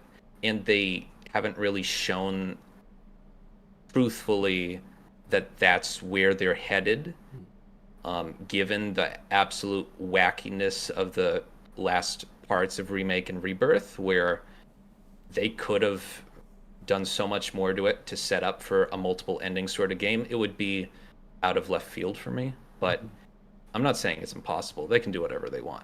But I guess to go back to at least what I think generally since the end of Remake, I've just had this idea in my head that like Cloud needs to die at the very end, right? And I say needs in like quotation marks because like, do I really want that? I don't know. I just feel like impact-wise, it would be one of the better things to do.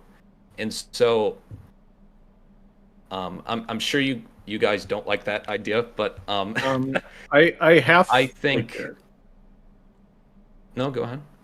So I do not think Cloud should die in the climax of Part 3 or in the primary time frame. But what I am a fan of is an epilogue of sorts, where I made like a tweet at some point when someone was like, "What's everybody's predictions for the end of this?" And Subtext made one, and I made one. So I have this idea in my head that I think could be powerful that ties into this Promised Land thing, where how in Harry Potter, in the final Harry Potter, Harry kind of like half dies and goes into this world surrounded by white light with Dumbledore, and it's like, you can die right now, or you cannot. So I had this idea in my head of like, we fight, reunited Genovaroth or whatever, final defeat, Cloud falls into like cosmic galaxy life stream goop, And then he opens his eyes in a world of light, and Aerith's spirit is there.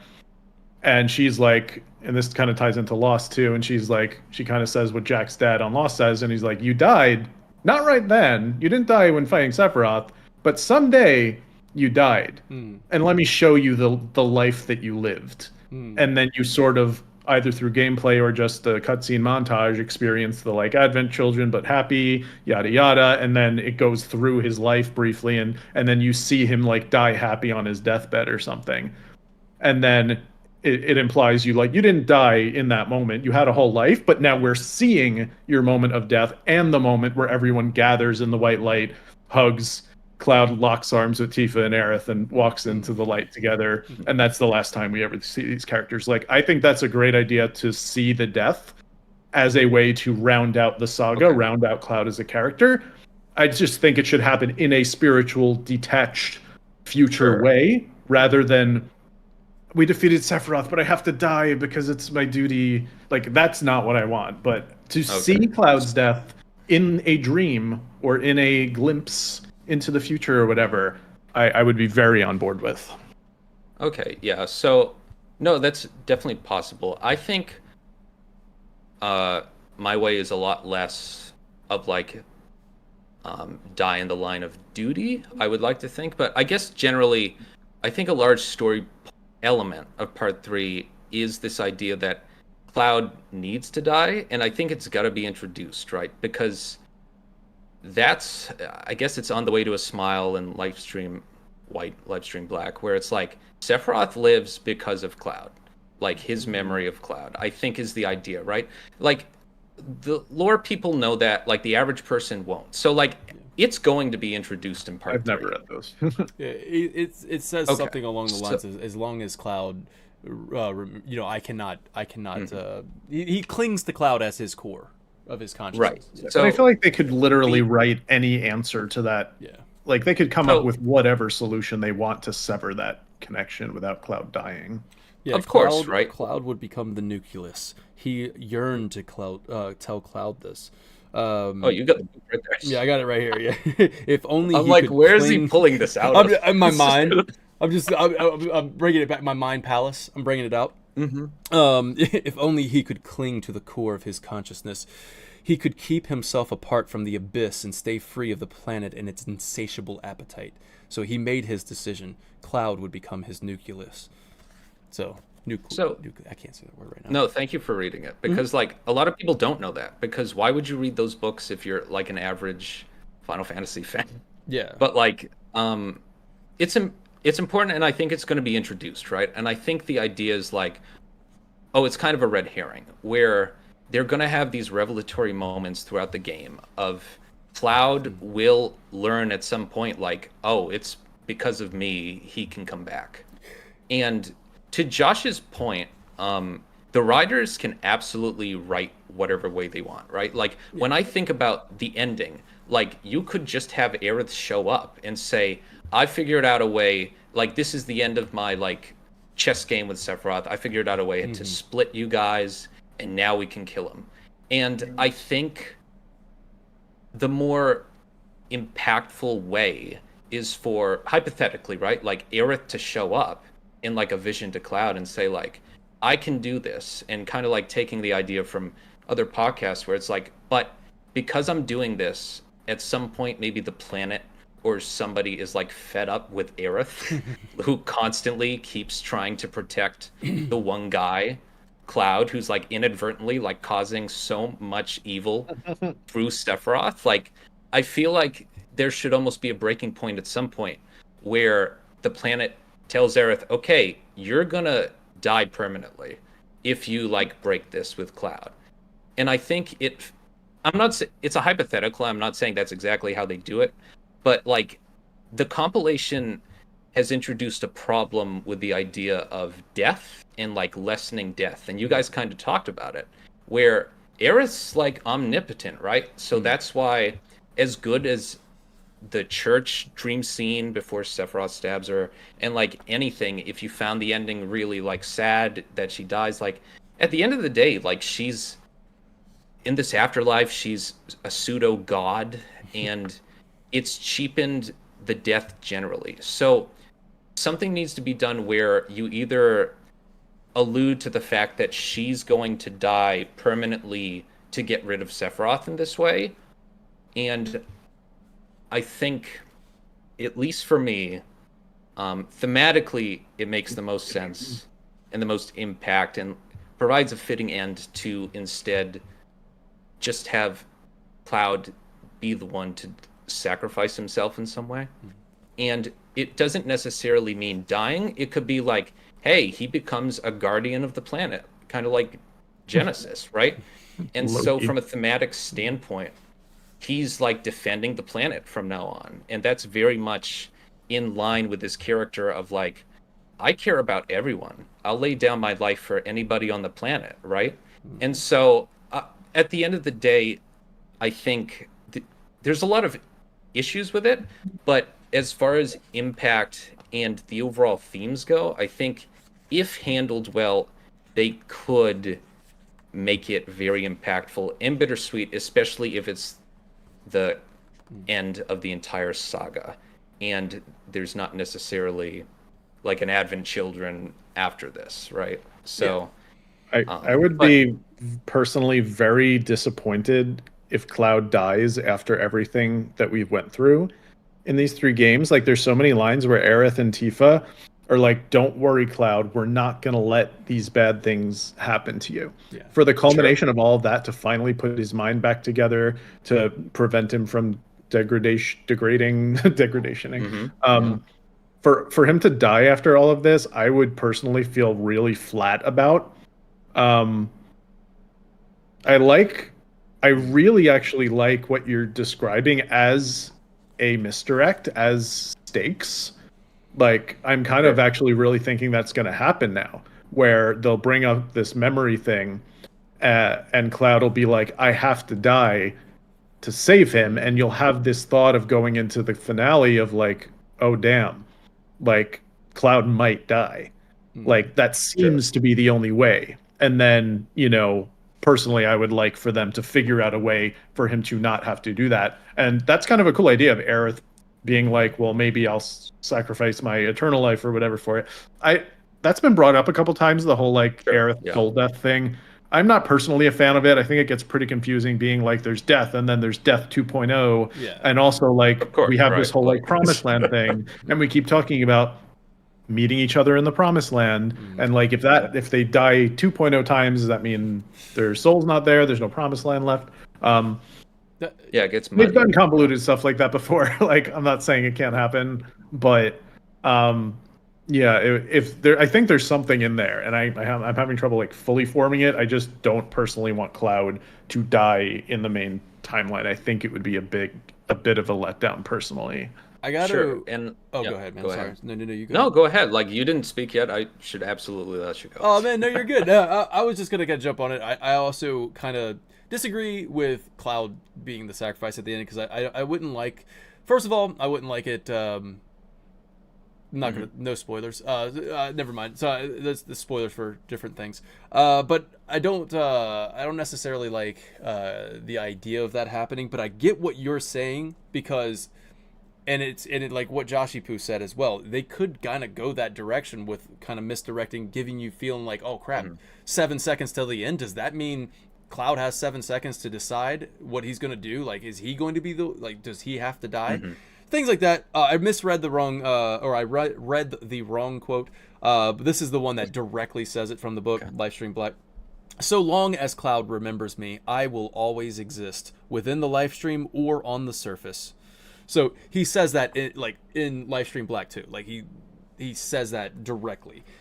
So I get what you're saying there. So they could kind of bring that in, that concept of, hey, as long as Cloud's alive, I will always exist, no matter where in the live stream or on the surface. It doesn't matter. I'm always there. I will never be a memory, whatever that So that's how that ends with that. And then to kind of want to the death 2.0 thing with Aerith, just to, for anybody else, only Aerith is not only, but Acetra. She's in communications with the planet. So when she goes into the live stream, she is able to retain her form rather than throwing everything into the live stream and dissolving and letting become part of it.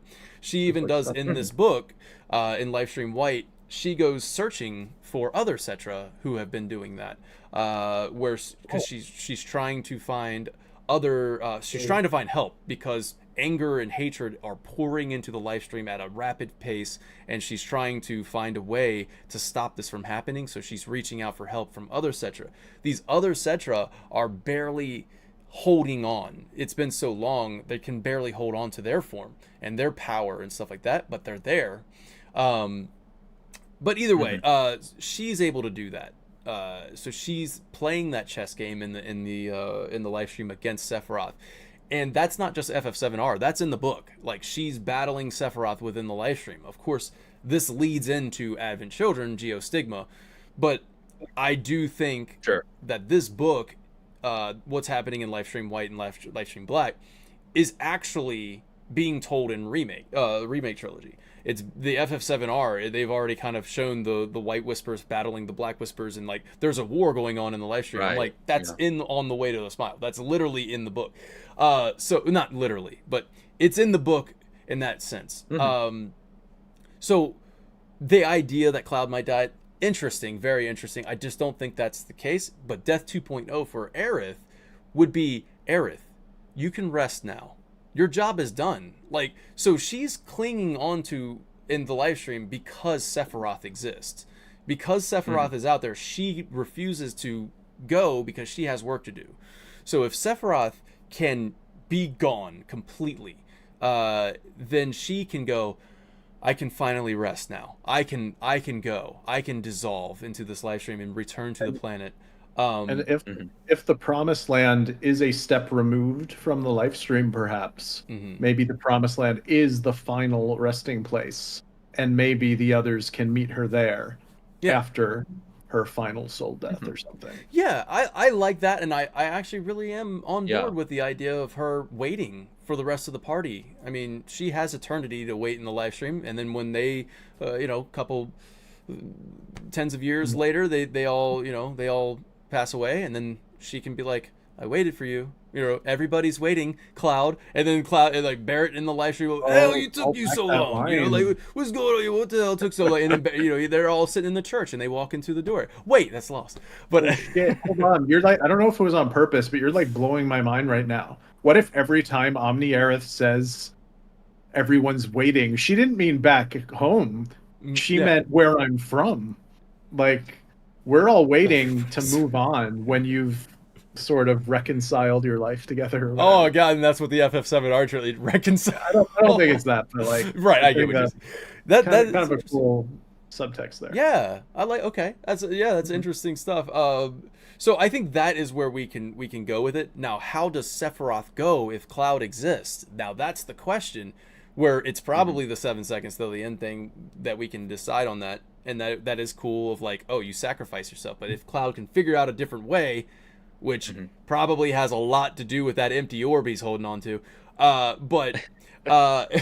so if he can figure out a way to do that, I think Sephiroth's plan is going to backfire in his face. So like, the idea is to let Sephiroth do what he needs to do. The reunion, I've been saying this on the podcast for a while, the reunion needs to happen. Like, bring everyone, all the worlds merge. All worlds merge. We are now all one world now. Now, all the worlds merge. Jenova merges. Jenova is now one. She is back to her full potential. She is the alien that fell from the sky 2,000 years ago at her full potential, full power. That is a scary threat. Now, we need to eliminate her all at once. She needs to go all at once. So now there's no fragments of Jenova left over because she's gone all at once and she can't go back into the live stream type thing. I don't know how we get rid of her completely. It has a lot to do with that empty orb, but we get rid of her completely.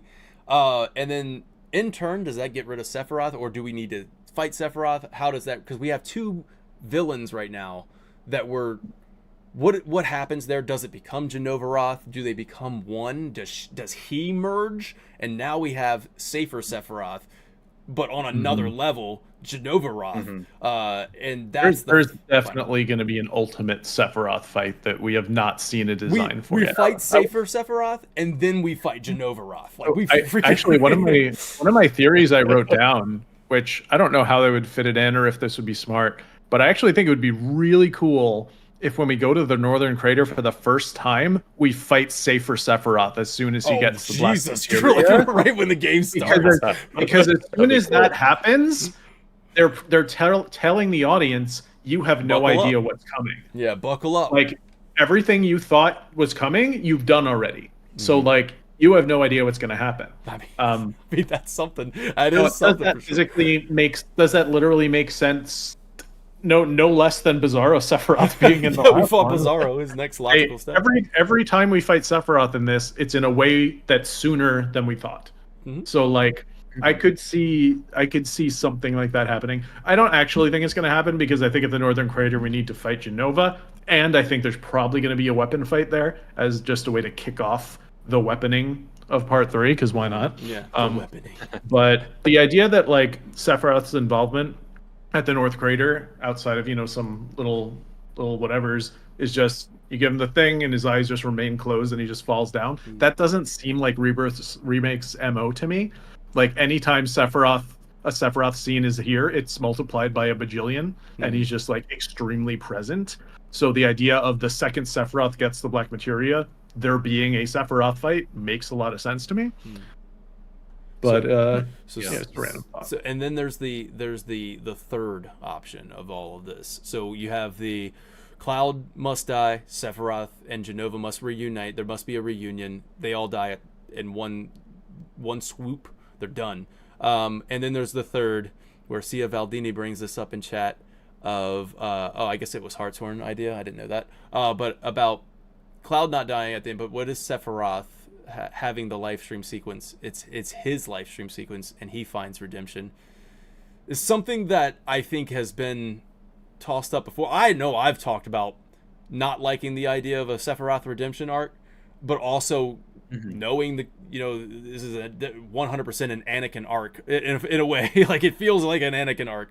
But I don't like the idea of that happening. But if he is redeemed, then he can willingly dissolve in the live stream, willingly help fight Jenova. And if Jenova is a fully reunited Jenova, you're going to need some help with that. And if Sephiroth wants to help out, Genesis wants to help out, Angeal, all of these, like, everybody's coming together to fight the ultimate evil, Jenova, which I love Sephiroth as a villain, so I don't really want that to happen, but it feels like it could. What is his arc? What is an arc going to build to? What's his conclusion? It's either he goes out trying real hard to do what he wants to do, or he has a full arc back into a good guy like he was. And what's the I don't know. There's a whole conversation to have there with that. But so Major Trenton, I'm going to go over to you for your. I feel like you had one more thing to say for the ending, and then we're going to go into some quick rapid fire chat questions, like some Q&A. And then we're just going to rapid fire answer those. So if you guys have anything that you want us to like just make some crazy predictions about, we're going to do that as we kind of bring it to a close. So go ahead, Major Trenton, with your other one. I feel like you had one, right? Or am I presuming? Yeah, but at this point I forgot. But I did. I'm sorry. I like. No, it's all right. No, but like what the conversation about Sephiroth, and we've talked about it before with his like having a redemption arc is. The only way to have an arc is if it's not a redemption arc. He can have an arc where he figures out Genova's fucking me over, right? Sorry to swear. And like he kills Jenova, but at no point do I want him being like, I killed her to save you all. Like, no, I don't want that. But for him to realize like, oh, I've been a puppet myself or something, and like just simply killer as if it's nothing would be, oh, this guy's got a lot of power. Yeah, Like that that would would be be cool to vulnerable me. too if he like severs the Yeah. connection to have his power when he or like something. when he absorbs the whispers and stuff, like he finally Yeah. reunites Mother, and then he's like, all right, time to come in here, Ma, bring it in, and then just reunites with her, like emerges with her, and that's what Sure, yeah. Genova might turn against Sephiroth. I mean, that's a possibility too. And then like Sephiroth She's going, finally here, and he's like, "Mommy, embrace yeah, me." What for you? Yeah. you are nothing. You've No, done your that's job. it. You're just a puppet. It's Like to an Sephiroth. yeah. Oh God, It's if an Genova calls interesting him. thought. No, it's an interesting thought. I don't think realistically the Sephiroth with all this knowledge would fall for that necessarily. But I mean, writers can do whatever they want, right? Like, absolutely. I think it's better to end the game with a Sephiroth fight than a Genova fight, personally. So if Genova's Yeah, taken out Final Sephiroth boss gonna towards, be. that's the other thing, right? Like, who knows what the final boss will be? Like, I have no thoughts on it. I just assume it's Sephiroth shirtless. That needs to stay the same. If Yeah. I'm going back Must. to the beginning question, Yeah. it I must be agree the with same. that. We do need 100%. It's going to happen for sure. Like the My final. Smash main, Yeah. Sephiroth. Yes. Mhm. I tried. I really wanted to be a Sephiroth main. I just couldn't get him. I'm exaggerating. I only Oh, play is that right? Sephiroth Okay. main if it's like 8-player Smash or something, because then you can just do that Yes. giant explosion. Just But I do love his when you hold down his up B and can change the direction of it. Uh-huh. It pisses off anybody. But yeah, he's a little slow for like 1v1. I love that. Samus is my main. But so so I feel like this has been a really fun conversation. I do feel like maybe we can bring it to a close here. But this has been really fun. Do you guys have any closing thoughts? As chat, if you have any questions, bring them in now. Any closing thoughts as we come to a close here? I think I said a lot already. Okay. Yeah, I mean, I think the only thing I want to say, and kind of Mr. Bigglesworth mentioned this, like, get ready for a 400-hour long game, and I want to, and I want to reflect that sentiment of the game is gonna hit the ground running in whatever way it actually starts, and there's so much in the OG they have to cover. Now they're throwing in a war, they're throwing in this extra intrigue and expansions everywhere. It's like I would imagine a 50-hour story of just non-stop moments, but I would also think they learn of, I think I'm a little contrarian where I think they did most of the small moments and bigger sad moments well in Rebirth. Of course, the Dyne scene, and some people didn't like how the Seto scene ended. I thought it was fine and intriguing. But like I think overall there was a lot of like they handled them well, and yeah, it does turn into like a fun thing sometimes after that. But I think if they hear that feedback, I'm really worried for part 3 where it's like, oh no, they're gonna hammer us with the actual sad stuff constantly. Yes. Yeah. L2R2, let Aerith go. But no, I mean, part 3 is gonna be a trip, and I'm excited for it. So I did actually have one other thought that I was going to bring up earlier and forgot about. It was regarding sort of how death as a concept has been kind of like lessened this time around with how present post-death Aerith is and stuff. And I guess the only thing I would say in response to that is that I think so far they haven't betrayed the main party members' grief in relation to her. Yes. Like, as long as they are truly grieving for her not being present in their lives anymore, I kind of think that's all that matters, no matter how many ghost appearances of her we see.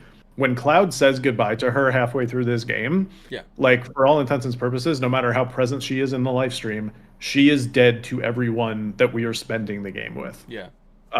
And as long as they stick to that, I don't care how many like live stream apparitions of her we see, as long as it's about her presence in our lives not being there anymore. I think they can still do that. I don't think it's gotten to the point of like sort of MCU death reversals and stuff like that so far. I gotta, like, I feel like this is a conversation that this was actually the original conversation we were going to have, and then I was like, listen guys, I'm gonna need a little more time to like let's talk about part 3 predictions. Let's get something that I can be excited about. It's something that I've been really skeptical on personally. I mean, if you watch the spoiler cast, unfortunately, a lot of people thought I hate the game, but honestly, I freaking love this game, and it's up there as one of my favorite Final Fantasies of all time. And I use the analogy of a dream car. Like, this is my dream car. This is my Dodge Viper. This is my yellow Dodge Viper. It's got a little scratch on the hood, and I'm like, now I'm hyper fixated on that freaking scratch, and that scratch is the ending. It's all of this stuff that they're throwing at me, and it's to the point now. Am I buffing out that scratch? Maybe. Are you guys helping me buff the scratch out? Yeah, you guys are helping me with that.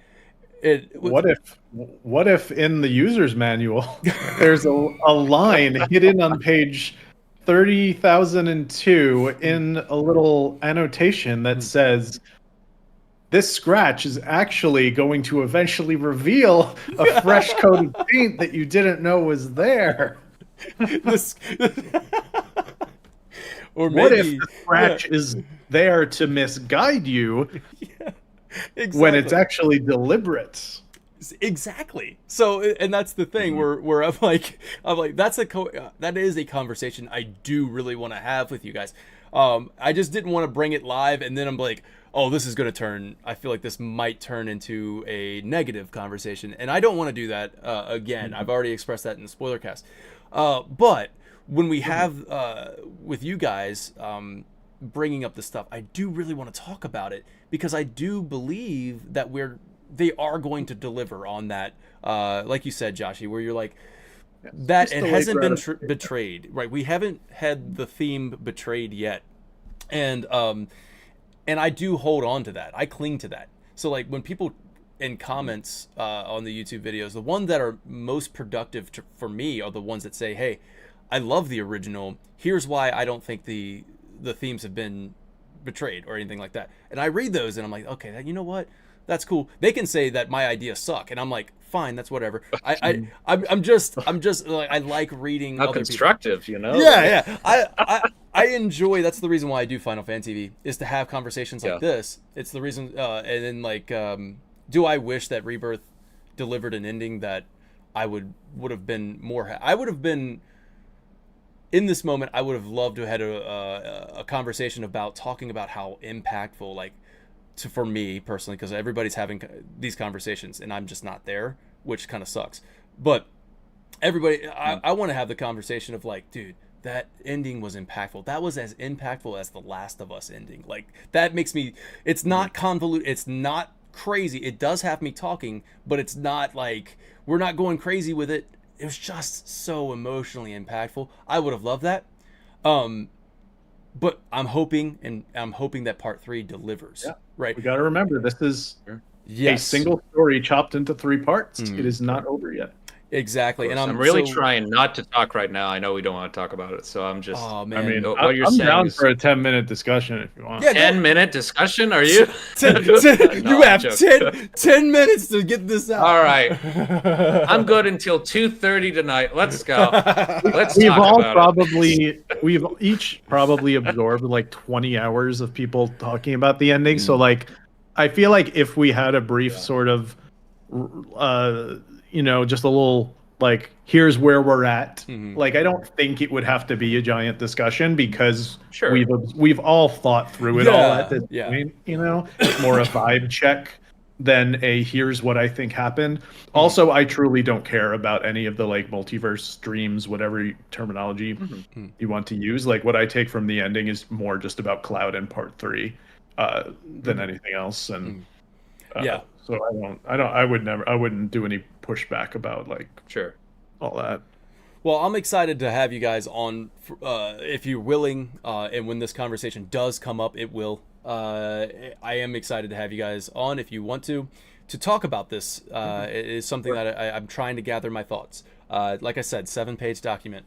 I got some really cool theories in there. It's really cool stuff, but like some of it's stuff that's already been talked about. I'm like, But quick question time from the chat. Let's do some Q&A speed run right now, and we're gonna take it over. Do it. Take it over to the Italian Stallion. Thank you so much for being a Final Fan TV party member. Do you see any similarities between Final Fantasy VII story and Final Fantasy X story? Do we have any Final Fantasy X fans in here? Yes. Oh yeah, defining memory. Yes.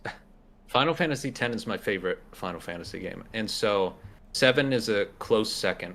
And it came down to I played 10 first. I think that's what did it. Right? Yeah. And the time of your life when you play these games, right? Where like turbulent home childhood, and it's like, oh, what's this game? And you play it, and it comforts you. And so that's my personal favorite.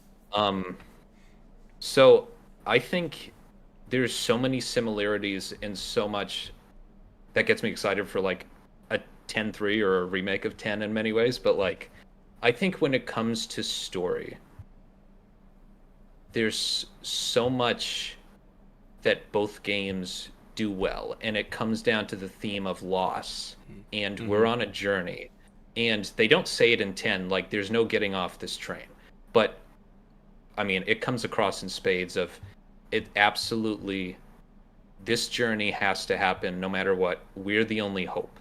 And so, I mean, it's a trope with Final Fantasy games, but 7 and 10 share a special connection.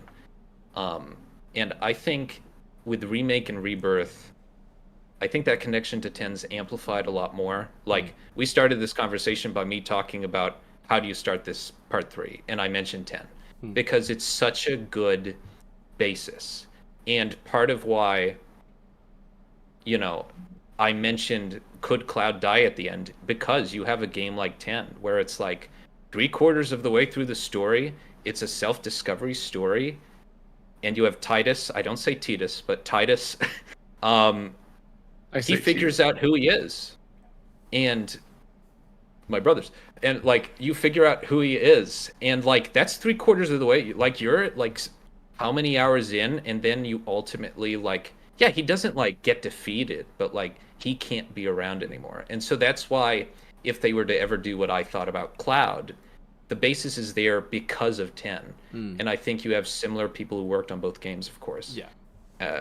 And so if you're looking at themes, if you're looking at even individual characters, like, it comes across in spades of the similarities and the lessons taught. And overall, like I said at the beginning, the theme of loss is so well done in the OG 7, 10, and obviously the remake series. And so the similarities are so there for me. Yeah, I think there's a lot of good stuff that Phil Hartshorn was saying on Schrodinger Baby Seal's last podcast that I'd recommend looking up on Twitch. I think it'll be on. Oh, it might be on YouTube too already. Actually, I think it is. As far as like adding my own spin on that conversation of 7 versus 10, I think 10 is a very interesting, kind of subtle example of Final Fantasy exploring fate within the confines of dreams, and without being overtly like FF13 style, we're going to fight our destiny. And even, the ending of Remake, I'm not a huge fan of how they talk about destiny, but between Rebirth's approach, which I think is like subtly retconned, or at least like adjusted the vibes for fate and stuff, there's some really interesting parallels between fate and dreams in Rebirth and fate and dreams in 10. So I was actually looking up some 10 clips last night for a potential video I'm thinking of making on the topic of destiny and dreams and Rebirth. And there's some lines in Rebirth where Tidus is like, sorry, I said Tidus. I dare you. Because I heard a James Arnold Taylor interview right before the game came out, and then Kingdom Hearts, they said it. But yeah, I'm just used to it. So Tidus says, "This is my story. It'll go the way I want it, or I'll end it here." And then you have the plot of Yuna's fate basically being to die and fighting against that. It ties into the things I was talking about, where like, if they decided to make the quote unquote happy ending this time, it kind of plays into these themes of like fighting against the fate of the planet, the fate of your life, the fate of everything, which can be very powerful, especially when you avoid cheesy language like we're fighting destiny, literally, which I think they did a good job with in Rebirth as opposed to Remake. And yeah, when you roll in these ideas of wishful thinking and dreams and sort of exploring, like I almost feel like wishful thinking is one of the most primary narrative themes this time around, whereas it wasn't last time. It's almost like the foreshadowing of Aerith dying, seeing these dream worlds of wishful thinking where everything's as we wish it could be. It's all sort of kind of losing my train of thought here. If you go back to the teaser trailer, which I was watching today for Remake, it even says, it literally says verbatim, maybe it's all just wishful thinking. Yeah. That's all that was repeating in my head. Every time you said wishful thinking, I heard that voice. Me too. With every fond Final Fantasy VII remembrance, blah blah blah. There's this very strong thematic connection of dreams and fate, and they explored it in 10, and now they're exploring it even more in Rebirth and its successor, most likely, where it's like Rebirth, Remake, the re-trilogy as a whole is an exploration of wishes, which is why I really like the idea of playing into the concept of exploring how we wish things could be, how fans wish they could resurrect Aerith. Like, that's a big foreshadowing thing that they played with the expectations of in part 2. Sure. And yeah, that's where I find the most interesting connections is dreams, wishful thinking, fighting against fate, destiny, 10, Rebirth. Lots of overlap there. Lots of overlap, yeah. And then of course, let's not forget the Far Plane and the Promised Land live stream Far Plane. Very, very similar. When they dissolve, they break off into those little Fireflies. Fireflies. Yeah, that's the better word I was thinking of. Sorry. On the flip side, though, I was also noticing. Sorry. On the flip side of this, I was also noticing in 10 because they have the whole "and I can do it without false hope" thing, which so good. Very, very iconic Love moments. that line. Probably why I'm an atheist. No, I'm kidding. So they have this idea of like fighting against false hope, which is literally the opposite of living in your dreams. So I think it's actually pretty interesting how they almost are contradicting themselves in 10 with saying you can fight for dreams to be reality, but you can also fight against false hope. I don't know if that was like a deliberate thing. I thought that was interesting. Okay, so we'll do Silvertooth 86. Pure S cells. Oh wait, no. With Cloud being the only person with pure S cells, as per Crisis Core, could that be why Chadley says he has limitless potential? And if so, could this be the reason for Sephiroth's obsession with him? Does Cloud have limitless potential, and is that why Sephiroth is obsessed with him, guys? Quick answers. I have no thoughts. I'm not the Crisis Core guy. Oh boy, let me bring up my book. I think it's definitely an interesting thought. I think my initial answer would be no, it doesn't really matter because you have Cloud overcoming Sephiroth in the true live stream sequence, and like, oh, he's just really that good and that powerful, and that was prior to him getting any cells. Yeah. Right. So I think, with that train of thought, I would not actually. I honestly would not like it if Cloud was some sort of like if Glenn's the father, all that other stuff. I'm not a big fan of any of that. Like to be honest, like if Glenn's the father, who's Glenn's father? I want to know that. Like it just gets to that point. Like, all right, well, who's Glenn's father? Was he manipulated the midichlorians or what's going on? So I don't really care too much about any of that. Limitless potential, I think, probably has something to do with Cloud's not ability.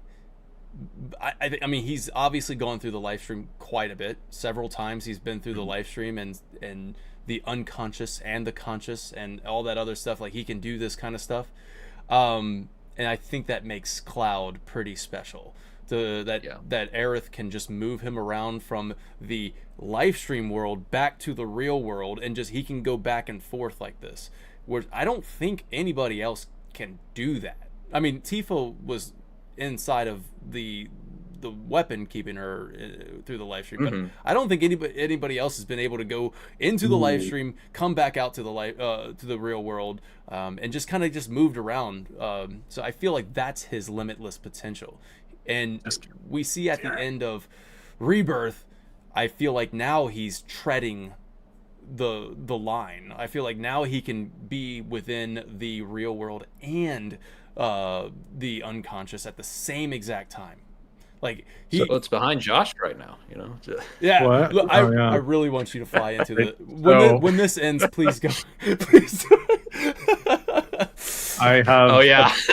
I have a big brain thought that just showed up Oh, I'm that I ready. never thought of before. Ready. So, like you were getting at, and like a lot of people have talked about, like especially in the early days of like 2 months ago, of like first reactions to the ending with like multiverses and multiple timelines, blah blah blah, which semi-true, just different language and stuff. This idea that is Cloud experiencing multiple realities at once, and during what you were just saying, something clicked in my brain, and I was like, what if remakes or rebirth or the retrilogy is sort of reinterpreting, recontextualizing Cloud's fractured mind as literally multiple dream potentials fighting for reality inside his head. Or I mean, it's live stream. I'm not saying it's all in Cloud's head, but like the idea of like Cloud being the one to save Tifa, or sorry, well, I mean, he did save Tifa, but Cloud being the hero in his memories is a lie.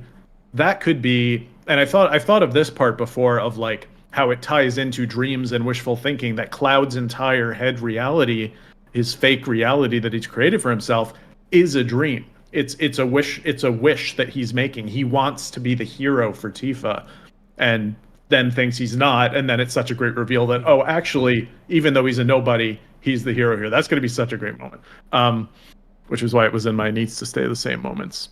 But now I'm thinking like they could be getting at this idea that when Cloud's Mako-induced brain fracture happens, it's actually connection to Lifestream dream worlds that are sort of fighting for the reality that exists in Cloud's head, and that there could be this kind of very powerful thematic connection to Cloud's fight for which dream he wants to become. I'm kind of spitballing and it's spreading out, but the idea of Cloud's multiple realities that he is trying to discern from could be the same as Lifestream dreams, or tie in some way.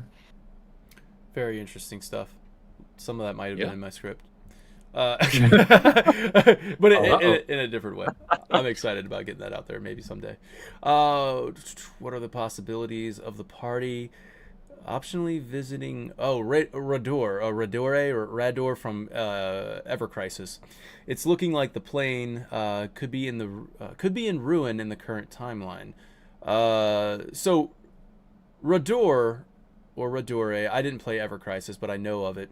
Is it like an island or an isles or whatever you want to call them off the coast of Wutai? I'm gonna just go ahead and say yes. I think Rador. I think Modeoheim. I think Benora. These are all places that will absolutely be there. I say absolutely be there, but I am very surprised that Cliff Resort wasn't there, or what they call it. What's that? It was called Cliff Resort, and then it changed to something else in Advent Children. But Cliff Resort should have been in there. That existed before Advent Children. Yeah, it got repurposed as a medical clinic after Meteor. But it was supposed to be there, and it could still be there because there's a huge chunk of the map. I mean, I'm the world map guy, so I'm thinking all over the place. But like, it could still be there, and when we get the high one, maybe we visit. Right. Maybe we like outside of Midgar before you get to the grasslands or something. Yeah, something. It's in between there. In between Midgar to the Mithril Mines is, I think, where it's said in the book. The kids are all right, but there's that idea that maybe once you can revisit these areas that you previously did in Rebirth, and now they're even more expanded, and there's new locations like the Cliff Resort. I think Benora, I think Modeaheim, and I think I think Rador, because they brought in Glenn. I mean, they've already brought in the kind of the tie-in, so now we got to go back. So yes, they kind of wrote themselves into a corner by having all these new compilation areas that they're now forced to include on their old map. I know when you said it was going to be a 400-hour game, and I'm like, man, they really have a lot to sum up. Like there's a lot of loose ends here. So let me see if I can find anything else here. Remembrance title, mark it down, said Mr. Bigglesworth. My microphone's not working. No, I hear you. Can you? Okay. Yep. Well, I guess the mic monitoring is not working, so I can't hear myself talk. That's fine. It says Remembrance, and when I was doing my title video, I was like, Remembrance is good. Somebody said it in the comments. I'm like, I think it might have been you, Joshy. I said it in Twitter today. Yeah, it says Remembrance, and I'm like, ooh, with each fond remembrance. That's good. Yeah. That's a nice one. And it's just such a Nomura word, Somebody said But reality, and I was like, yo, I wasn't even thinking along that shit. line. Like, I wasn't even thinking No. reality That's as, because you're always thinking of like words meaning like again, and he's just saying reality, and I was like, I actually have a thought about what we were talking about a little earlier, that someone's also saying Mr. Bigglesworth says Cloud is special because he's special. I am pretty concerned whenever people are talking about Cloud being special, which I guess he is, but I feel like Cloud's arc and remembering who he was is about him being a nobody. Yeah. Like, it's basically what Rey was supposed to be. Yeah. In The Last Jedi versus Rise of Skywalker being, just kidding, she's Sephiroth's granddaughter. Yeah. Like, I really don't want Cloud to be this lucky superhero. Either. Like, he is a self-made hero, I think. He has to be a nobody. And the idea of him being some sort of chosen one, I'm very concerned by personally. Me too. I'm right there with you, and I don't care about Glenn. Like, it doesn't. It has. I have no The fact that if Glenn is Cloud's father, that has to be relevant. It just can't be like, hey, we found him. Here he is, and it has no relevance other than like, hey, he's the main character of Ever Crisis. It just, I don't care. So that's just my personal opinion on that one. Let's see. I just want to make sure. I feel like I got everybody's questions here. You guys have been awesome. Thank you so much. Oh wait, here we go. Ideas by Frank. I see question marks. So let me see. Would it make sense for him to sacrifice his memories? Would it make sense for Cloud to sacrifice his memories? He'd never remember. Oh god, we're talking about freaking Spider-Man. The ending of Spider-Man, right? Instead of dying, sacrifice his memories. And he'd never remember Aerith, Zack, Avalanche. He'd have to lose his friends to kill Sephiroth forever. That seems such a bleak end. Man, that is an ending that just is. That is. I don't see the thematic connection really. The thoughts, I get what you're thinking. Ideas by Frank. I feel you. As long as Cloud remembers Sephiroth. Yeah, I think them defeating Sephiroth is just going to come down to something with, like the idea that was on the big sort of Seal Max Dude Sleep Easy podcast of the white materia somehow getting filled with Cloud's memories and that becoming a power. But also, actually, I forgot to bring this up earlier when we were talking about how to defeat Sephiroth. It could tie into the life stream worlds. Like maybe we trap him in a life stream dream, and then the life stream becomes consolidated again, and he's just like trapped in a dream and no longer exists or something. I don't know. Yes, and this actually ties in with Cia Valdini's question about what about the Gi? What's the solution for Nanaki and the Gi? That could be something as well. If there's a way to end Sephiroth, there's a way to end the Gi, and I think the Gi might even be on board with like, oh, okay, so that's your plan. Let's freaking do this. We're willing to sacrifice ourselves in this gigantic great war at the end of the game. The Gi kind of join forces with you to like sacrifice themselves in a way that actually kills them. I don't know. I don't know how that happens. If that is the dream world, they get locked in the way, and then that can go away. If it's I don't know how the Gi go away other than like some kind of magic wish that just allows them to go away, or Aerith convinces the planet to say, "Hey, we can accept outsiders," and we just and the planet just goes, "Okay, we'll take in the Gi then." It's the only thing I get. Oh yeah, I like that. Do you think when the Gi are gone, their rock spell becomes softened, and Seto returns? God dang it, man. Yeah, I guess Seto isn't technically dead. I don't know. He was still crying.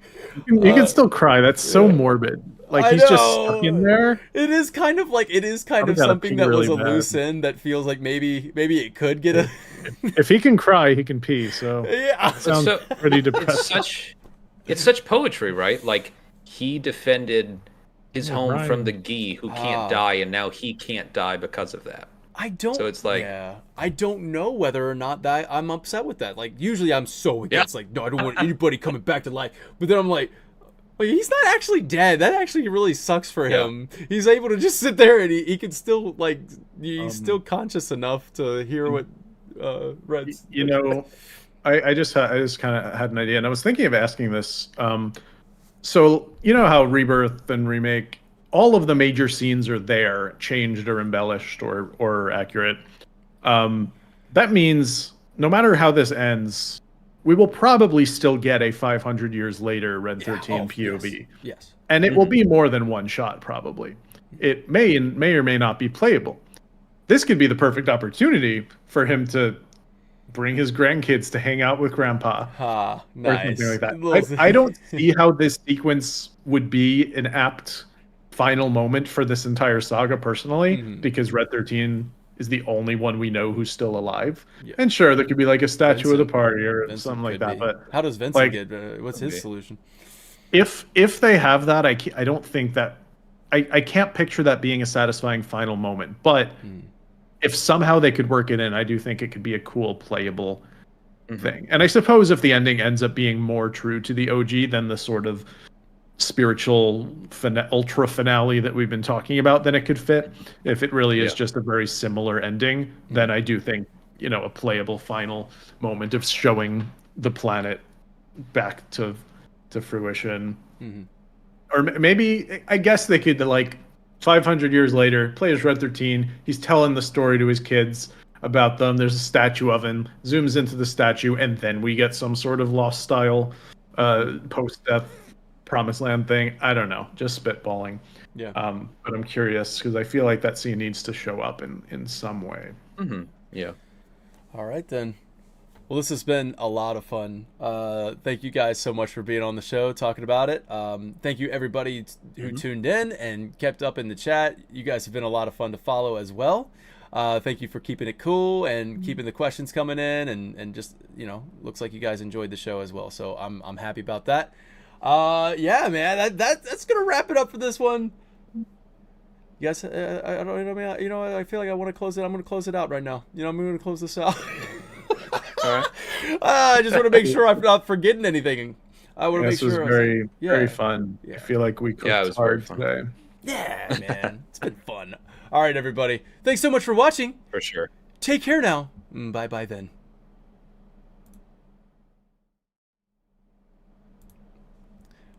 Awesome. Thank you guys. Thank you guys. I appreciate that.